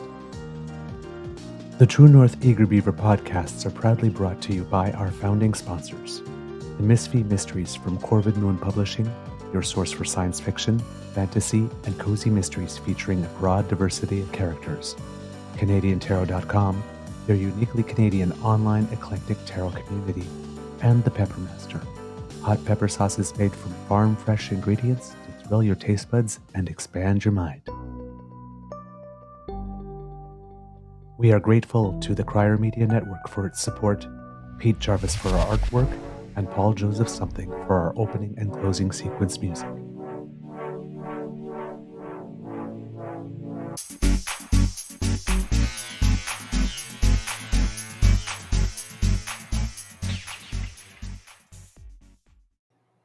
Right, and before we go, still wishing good luck to all the people competing at the Ontario Senior Curling Championships. Kit, Michael,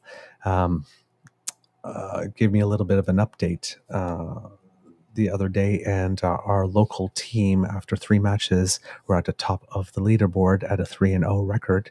So go Team Heron. And of course, this weekend in Sydney, Nova Scotia, please tune on your TV sets at some moment and cheer for Team Homan, Team Canada, at the World Women's Curling Championships. bringing a stellar performance at the national championships, where she went in 8-0 in the round robin and won all the playoff matches. So I think it was 11 wins in a row in order to get the title. And let's hope they bring that winning streak to the World Championships, and that we come home with some hardware, preferably gold. Cool. But any hardware will do, because there's some stiff competition. But the most important part is to have fun. Yes. All right. Let's see if Have I can a great try weekend, this. everyone. I think this is going to work this time. Okay.